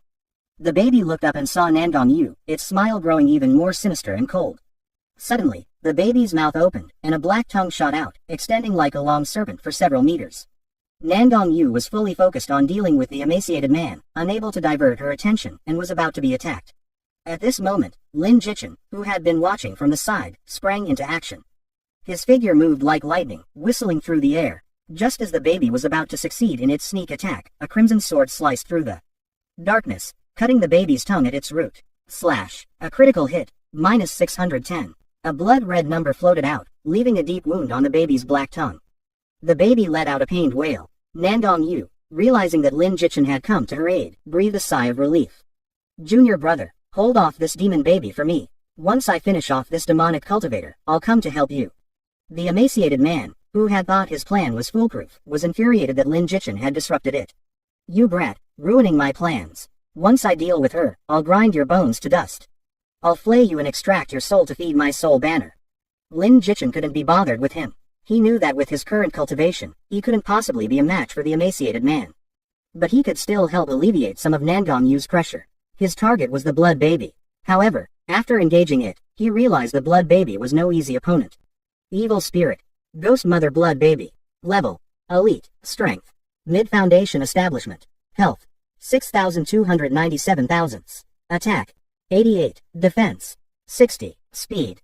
70. Skills. Night owl long tongue, monstrous blood mouth, flying blood bats. The previously soft tongue, upon nearing, suddenly transformed into a sharp sword, aiming straight for Lin Jichen's heart. KK, I want to eat your heart, eat your liver, eat you. Eat your mother. Before it could finish, Lin Jichen used phantom step to dodge. His figure vanished from the spot, evading the vicious tongue sword. The sword light flashed, and the crimson cloud sword once again slashed the disgusting tongue, cutting it open with its sharp blade. A critical hit, -610. Another weak point damage. The blood baby suffered another loss, both in pain and anger. The blood baby howled in rage, but could only rage helplessly. As the freezing effect ended, it opened its mouth again. A large swarm of blood-red bats flew out, more numerous than an entire bat colony. The blood bats filled the sky, emitting a strange, piercing noise. This noise could disturb the mind, and Lin Jichen noticed his health bar decreasing inexplicably, even gaining a negative curse. Blood bat sound. During the duration, movement skill effects -30%. Affected by this, Lin Jichen steadied his mind. At this moment, his eyes were deep, black hair flying, his aura like an unparalleled swordsman, unflinching even if Mount Tai collapsed before him. Facing the blood bat swarm, Lin Jichen's pupils flashed with a bright light, sharp as lightning. The crimson cloud sword in his hand shone with a dazzling glow. Suddenly, Lin Jichen surged with his sword, bursting with overwhelming battle intent, the sword moving with his will, the sword chi turning into rain. Phoenix feather. The crimson sword intent reached its peak, shooting like a rain of light, transforming into 22 slashes that could split the heavens and earth. Accompanied by the bats' screams, in just a few breaths, all the bats were torn apart by the sword light, red light splashing, blood rain falling from the sky. The gruesome scene resembled a hellish painting. The remaining sword light pursued the blood baby, colliding with it. The blood baby let out a wail several times more painful than before, as the remaining phoenix feather sword lights left deep, bone-exposing wounds on its body. -770. -770. A critical hit. 1210. Crippling effect triggered. Ignores armor for 15 seconds. The crippling effect wasn't even necessary. The blood baby's health bar couldn't hold up and it exploded on the spot.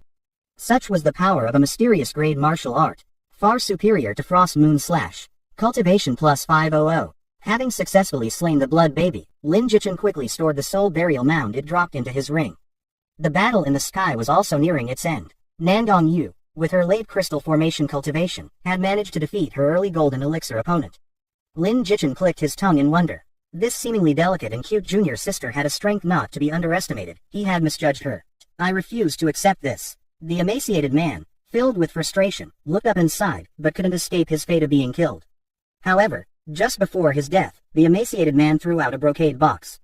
Nandong Yu thought it was a hidden weapon and instinctively slashed with her sword. Bang! The box was easily cut open, but a pink mist burst out from inside. Upon closer inspection, the mist was actually composed of countless tiny pink insects. Nandong Yu sensed something was wrong and instantly dodged, but she still got a bit of the insects on her. Thinking it was poison, Nandong Yu hurriedly tried to expel it with her cultivation. Unexpectedly, as soon as she activated her cultivation, the insects seeped through her clothes and skin, invading her body. Don't use your cultivation. Those are charm insects. Lin Jichen hurriedly tried to stop her, but it was too late. Senior sister, are you okay? Lin Jichen stepped forward to ask. Seeing Lin Jichen, Nandong Yu's cheeks turned even redder, her eyes misty. Looking at her junior brother who was so close, the affection built from their daily interactions came into play. Nandong Yu's willpower didn't resist Lin Jichen at all, coupled with the charm insects wreaking havoc inside her. Junior brother, you mustn't look at me. Fortunately, Nandong Yu retained a shred of rationality, but her warning tone had a teasing element to it. Lin Jichen smiled wryly. Charm insects are creatures that stimulate the body's lust. Once touched by them, one mustn't circulate their energy, or the insects will be absorbed into the body. The correct method is simply to brush them off. But it seemed this was Nandong Yu's first encounter with such a sinister trick, and she was caught off guard. The higher the cultivation of the victim, the less likely they are to be affected quickly. But the key was that Nandong Yu had just gone through a fierce battle, killing a golden elixir opponent across realms, leaving her exhausted, her mana depleted, and her mind unstable. It was her weakest moment. Plus, Nandong Yu already had a favorable impression of Lin Jichen, with no resistance towards him. These conditions combined, causing her willpower to waver. Ding. Nandong Yu's affection level towards you +20. Current affection level. 52 points mutual affection. Ding. Nandong Yu's affection level towards you +20. Current affection level. 72 points harmony. Ding. Nandong Yu's affection level towards you +20. Current affection level. 92 points unwavering love. Hearing these notifications, Lin Jichen couldn't bring himself to smile. This sudden increase in affection wasn't genuine. It was just because Nandong Yu had lost her rationality due to the charm insects, causing her affection level towards him to temporarily spike. At this moment, Lin Jichen could indeed push Nandong Yu down and spend a passionate night with her. But the consequence would be that Nandong Yu would know everything that happened once she woke up. In the best case scenario, her affection level would reset to 0, and they would become strangers, with her never having any favorable impression of him again. In the worst case scenario, not only would her affection level reset to 0, but she might also turn against him and kill him in a fit of rage. Lin Jichen wasn't about to gamble his life for one night of passion. If Nandong Yu woke up wanting to kill him, even 10 lives wouldn't be enough. Even if he had the soul talisman given by the sect master, Lang Feian would likely expel him from the sect upon learning of his actions. Having finally secured a great start and a powerful backer, Lin Jichen wasn't foolish enough to ruin his future. Thud. Nandong Yu had already fallen into Lin Jichen's arms, her eyes filled with allure, her breath fragrant. Her cheeks were rosy, more vibrant than flowers, her gaze hazy, wandering over Lin Jichen's body. Junior brother, I feel so uncomfortable, help me. Nandong Yu's red lips parted slightly, her eyes seductive, looking incredibly alluring. The ancient well nearby caught his attention. Seeing the well, Lin Jichen suddenly remembered that special elixirs often refreshed at the bottom of the ancient well in this secret realm. However, the well was protected by formations. While Crystal Realm cultivators could handle it, Lin Jichen, being only in the Qi refining realm, would have a hard time getting through. After a moment of hesitation, Lin Jichen put the soul talisman back. Senior sister, hold on, I'll find an antidote for you. Suppressing his reluctance, Lin Jichen pushed the lovely woman in his arms away and immediately got up, heading to the well. After a brief hesitation, he jumped in. It was a dry well, dark and damp, with no light. Lin Jichen took out a torch, illuminating the scene inside. The bottom of the well was filled with numerous skeletons, likely the remains of the villagers. The surrounding area was thick with yin energy, which began to press in on Lin Jichen, trying to devour his vitality. -100, -100, -100. A series of damage numbers appeared above Lin Jichen's head, his health bar depleting rapidly. Ignoring the encroaching yin energy, Lin Jichen searched for the elixirs with his torch. Finally, he saw a wooden box under a skeleton. Using mist-piercing charge, he quickly approached. At this moment, the formation in the well activated, and a yin lightning bolt formed. Crackle. The yin lightning was deadly. Seeing it about to strike, Lin Jichen activated the spirit shield, enveloping himself in the gathering spirit jade pendant's energy. He successfully deflected the yin lightning. But before he could catch his breath, the formation began crackling again, forming another yin lightning bolt. And it wasn't just one. Lin Jichen's scalp tingled, wishing he had wings on his feet. He rushed to the skeleton, dug out the box, and leapt towards the well's opening. But the well was several meters high, and he was still short of the top. The yin lightning behind him was closing in. Phantom step. Lin Jichen used his second movement technique, propelling himself several meters forward, successfully escaping the well. Just as he thought he had narrowly escaped, a yin lightning bolt shot out from the well, chasing after him. It's over. He had no way to dodge the yin lightning. Lin Jichen felt despair. If he died here, not only would he fail to save Nandong Yu, but his innate attributes would also decrease by 10%. Lin Jichen even regretted not using the soul talisman. He had overestimated himself, but even if he died, Lin Jichen wanted to save Nandong Yu first. He lunged forward, landing heavily on Nandong Yu's soft body. Unfortunately, Lin Jichen had no time to admire her. He took out all the elixirs from the box and stuffed them into her mouth. He didn't have time to check what the elixirs were, only hoping one of them could cure the charm insects. Just as he finished feeding her the elixirs, the yin lightning struck his back. Hit by yin lightning, -3000. Yin energy invading, vitality critical, triggering unconscious state. Seeing that he wasn't dead, Lin Jichen remembered that his health wasn't as low as an ordinary Qi refining realm cultivator. With the vitality sprout talent, he had 4080 points of vitality. A small tank. After losing 1000 points of vitality earlier, he still had some left. Surviving was good enough, but there was no time to celebrate. The next second, Lin Jichen's vision went black, and he collapsed onto Nandong Yu's soft body, unconscious. Coincidentally, his head landed right on her ample chest, making for a rather comfortable sleep. Not long after, Nandong Yu gradually woke up. As she opened her eyes, she felt a heavy weight on her body. Looking down, she saw Lin Jichen lying on top of her. Ah! Nandong Yu screamed and pushed Lin Jichen far away. Lin Jichen flew out and landed face first on the ground in a rather embarrassing position. -75. A small damage number floated up. If Lin Jichen were awake, he would probably be scared out of his wits. He only had 5 points of vitality left. The last time he was in such a dire situation was when he accidentally entered Leng Fei's bedchamber. Now, even a twisted ankle could send Lin Jichin to his grave. After pushing Lin Jichin away, Nandong-yu hurriedly tried to fix her clothes, but she found that they were all torn. She thought she had lost her chastity and was heartbroken, squatting on the ground and crying her eyes out. Beast. Lin Jichin, I hate you. Wah! Nandong-yu cried and cursed, unable to believe that the junior brother she liked would take advantage of her in such a despicable way. Thinking of this, she cried even harder. Ding! Nandong-yu's affection level for you has dropped to 0. Nandong-yu carefully recalled everything that happened before she lost consciousness. She remembered what Lin Jichin had said to her. Senior sister, hold on, I'll find an antidote for you. Nandong-yu's expression changed as she looked towards the well and the ground beside her, both showing signs of a yin thunder explosion. She seemed to understand something and quickly ran to the well, looking down. As someone in the crystal realm, she could naturally sense the presence of a formation inside. Nandong-yu finally realized the truth and hurried to Lin Jichin's side. She found that he was barely breathing, with a large, conspicuous hole in his back, showing signs of yin energy burns. The truth was revealed. Tears welled up in Nandong-yu's eyes again. Junior brother, I wronged you. Her face was full of guilt. She had thought Lin Jichin took advantage of her, ruining her purity. The truth was that Lin Jichin had risked his life to save her, entering the yin formation to find an antidote and getting severely injured in the process, with yin energy invading his body. Feeling deeply remorseful, Nandong-yu quickly helped Lin Jichin up, took out an elixir from her storage ring, and fed it to him. His vitality was restored, but Lin Jichin still didn't wake up. Nandong-yu checked and found that the yin energy in his body was too overwhelming for the elixir to wake him up. Having no other options, the anxious Nandong-yu decided to return to the sect to seek the sect master's help. Before that, she took out a new set of clothes from her ring and changed right next to Lin Jichin, too anxious to feel embarrassed. Unfortunately, Lin Jichin missed the sight, seeing nothing. After changing, Nandong-yu carried Lin Jichin on her back, mounted her sword, and flew swiftly towards the sect. Many players saw her. Isn't that the fairy NPC from yesterday? Lin Jichin is with her. He's being carried by my goddess. Not carried, she's got him on her back. What happened? Lin the Great seems to have passed out. How come he gets to be so close to the NPC? I want that treatment too. Not only the players but also other NPC disciples in the sect were whispering among themselves.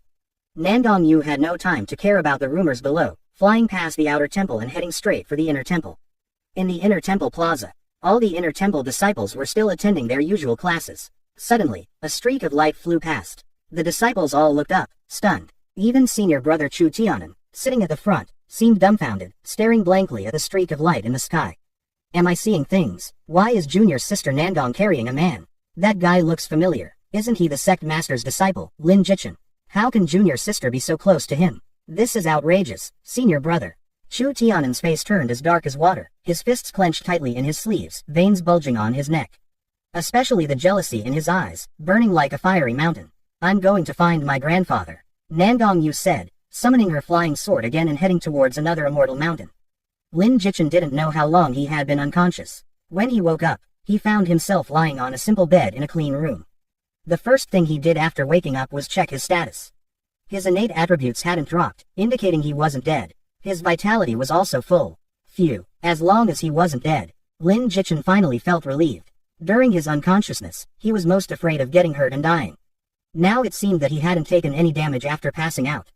Nandong-yu had protected him well. Awake, a gruff voice suddenly broke the silence. Lin Jichin turned his head to see an elderly man with white hair but no beard.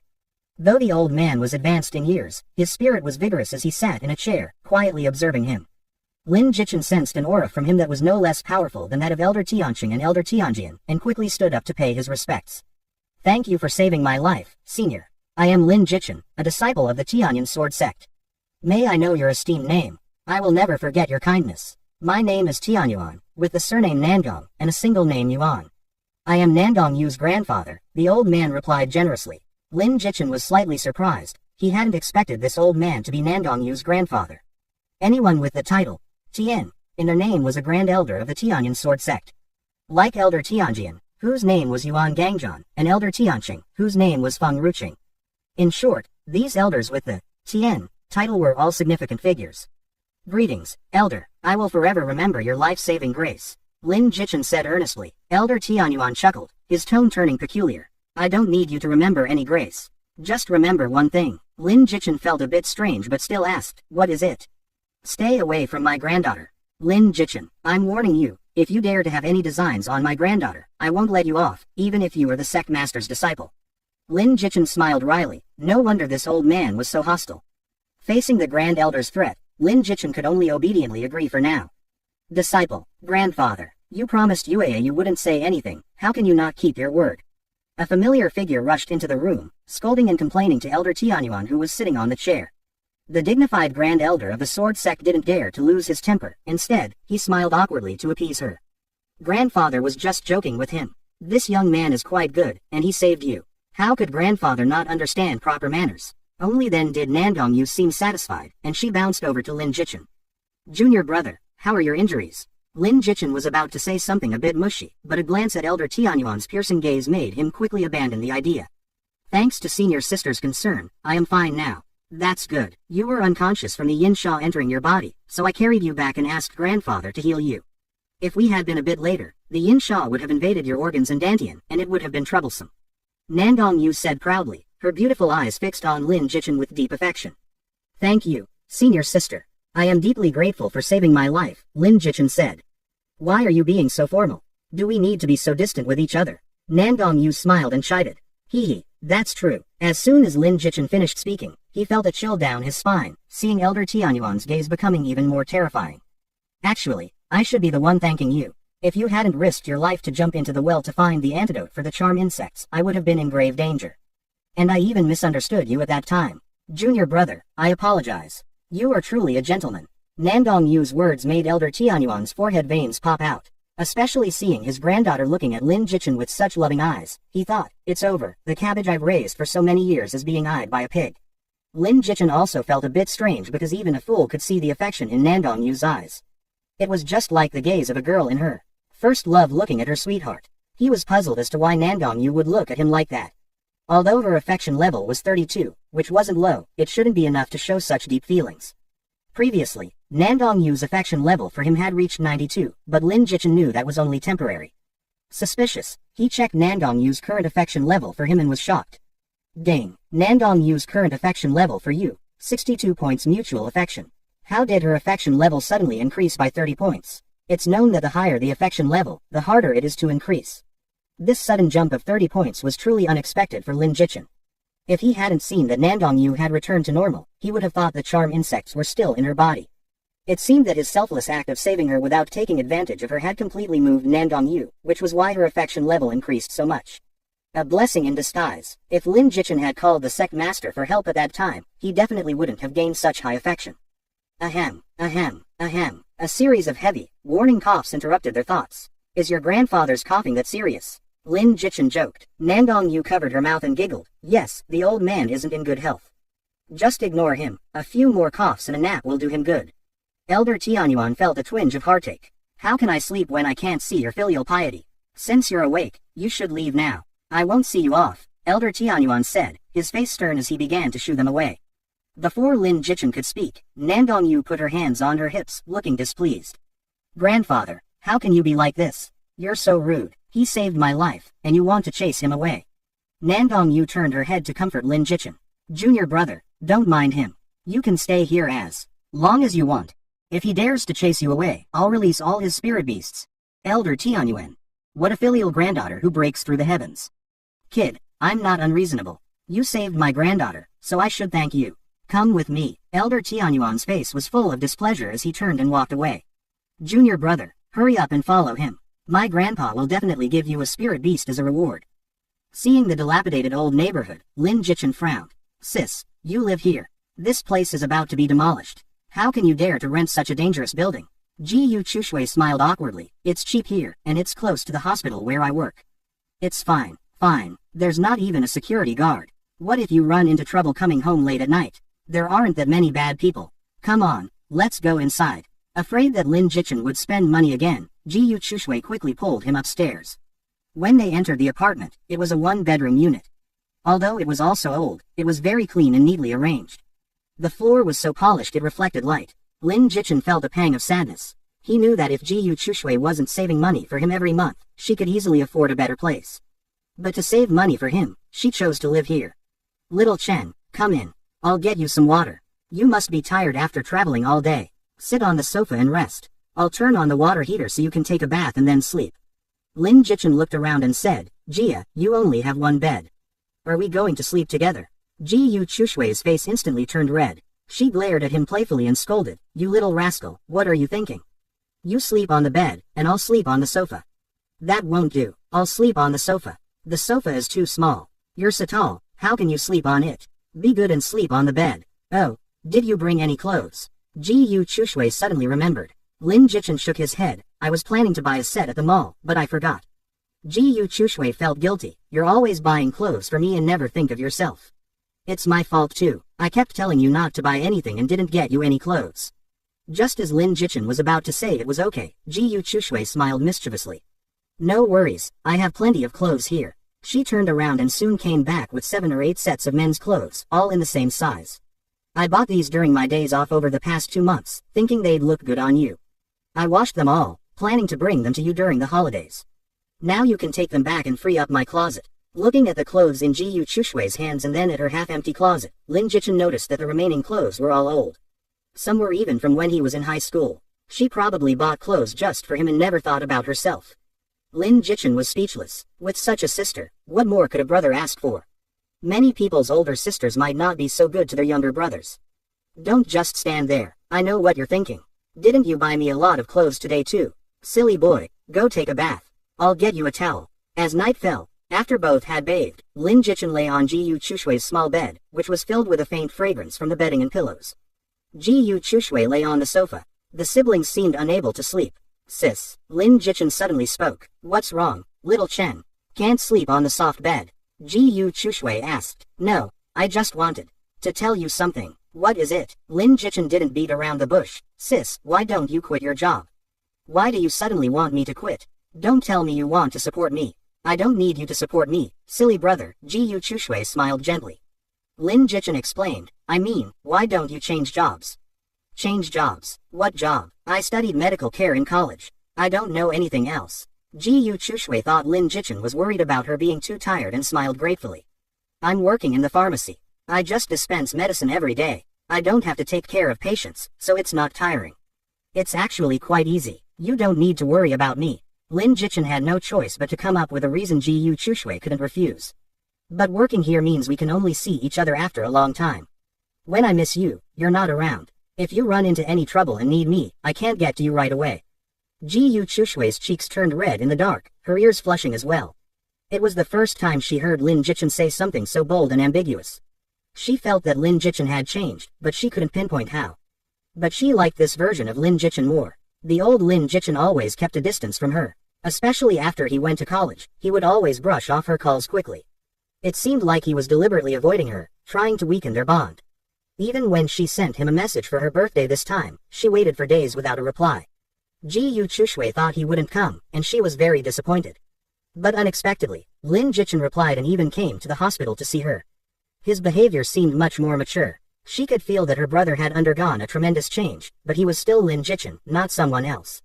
She could sense that. Little Chen, do you mean you want me to work at a hospital in your city? But other hospitals might not hire me. Ji Yu Chushui said nervously. Yes, she was tempted. If she could work in the city where Lin Jichen lived, she could visit him anytime during her days off. She could cook for him, do his laundry, and they could go out to eat and shop together like today. Just thinking about it made her want to agree. No, I mean, why don't you change careers and join me as a professional player in Tale of a Mortal? Lin Jichen revealed his idea. He wanted Ji Yu Chushui to get into Tale of a Mortal early, to improve her cultivation as soon as possible, so she could better survive in the merged world in the future. Another reason was that Lin Jichen feared Ji Yu Chushui might repeat the mistakes of his past life, suddenly getting married and then falling into depression. Even though Ji Yu Chushui was fine now, and even after this birthday, she was safe, Lin Jichen was still worried. In the evening, Ji Yu Chushui finished her day's work, and her colleagues were waiting for her, the birthday girl, to give orders. She glanced at her phone and saw that Lin Jichen was already waiting at the entrance. Ji Yu Chushui smiled sweetly and was about to take her group of gynecology colleagues to celebrate her birthday. Just as she was about to leave, Zhang Guangwei, dressed in a sharp suit, walked over. He held a bouquet in one hand and a luxury gift bag in the other, and approached Ji Yu Chushui. Chushui, why didn't you tell me it was your birthday? Ji Yu Chushui was taken aback and then said awkwardly, Drive. Zhang, I was afraid you'd be busy, so I didn't want to bother you. Besides, I was just planning to have a simple meal with my colleagues. Zhang Guangwei said, reproachfully. How could that be a bother? Your birthday is a big deal. I'd drop anything for it. And how can you just have a simple meal for your birthday? I've already booked a private room at the most luxurious fooding restaurant in the capital city, and I'll cover all the expenses. Wow, everyone exclaimed in surprise, clapping their hands in approval. Only Ji Yu Chushui looked troubled and quickly waved her hand, saying, drive. Zhang, you don't need to spend so much. It's my birthday. I can't let you pay. Besides, I didn't plan to go to a fancy restaurant. It's no trouble at all. We're colleagues. No need to be so formal. Let's go with my plan. Also, these flowers and the gift are for you, as a birthday present. Zhang Guangwei handed over the roses in the luxury gift bag. Even a fool could see his intentions now. But Ji Yu Chushui firmly refused to reach out, her tone a bit stiff. Dr. Zhang, these gifts are too expensive. I can't accept them. Please give them to someone else. I have someone I like, so please understand. Zhang Guangwei hadn't expected Ji Yu Chushui to reject his pursuit so directly. His face turned a bit green, feeling humiliated. But to maintain his image, he forced a graceful smile. Oh, I see. The falling flower has feelings, but the flowing water is heartless. I understand. I'm not someone who can't let go. I'll take back what I said. We're still colleagues and friends. Ji Yu Chushui breathed a sigh of relief and said gratefully, thank you for understanding, drive. Zhang. But Zhang Guangwei changed his tone, saying, even though we can only be friends, I understand if you don't want the gift. But I've already booked the restaurant and paid the deposit, which is non-refundable. So, let's make an exception and go to the place I booked. We can have a lively birthday celebration for you. Is that okay? Zhang Guangwei's words were flawless, leaving Ji Yu Chushui with no reason to refuse. Even her colleagues felt sorry for Zhang Guangwei and persuaded Ji Yu Chushui to agree. After much hesitation, Ji Yu Chushui nodded. All right, let's go, but I'll cover all the expenses, including the deposit for the private room. If you agree, we'll go. Sure, no problem. Zhang Guangwei agreed readily, but inside, he was already sneering, thinking the fish had taken the bait. Ji Yu Chushui didn't say anything more, feeling a bit depressed as she walked out. She was also calculating in her mind that today would cost a lot. Her salary definitely wouldn't be enough, so she'd probably have to use the money Little Chen had given her. She'd have to explain it to him. Luckily, Little Chen had made some money, otherwise, she wouldn't be able to afford today's meal. The others didn't notice Ji Yu Chushui's expression and followed her, eager to dine at the most luxurious restaurant. They all walked out of the hospital. Ji Yu Chushui looked around but didn't see Lin Jichen. Puzzled, she took out her phone, about to make a call. Sis.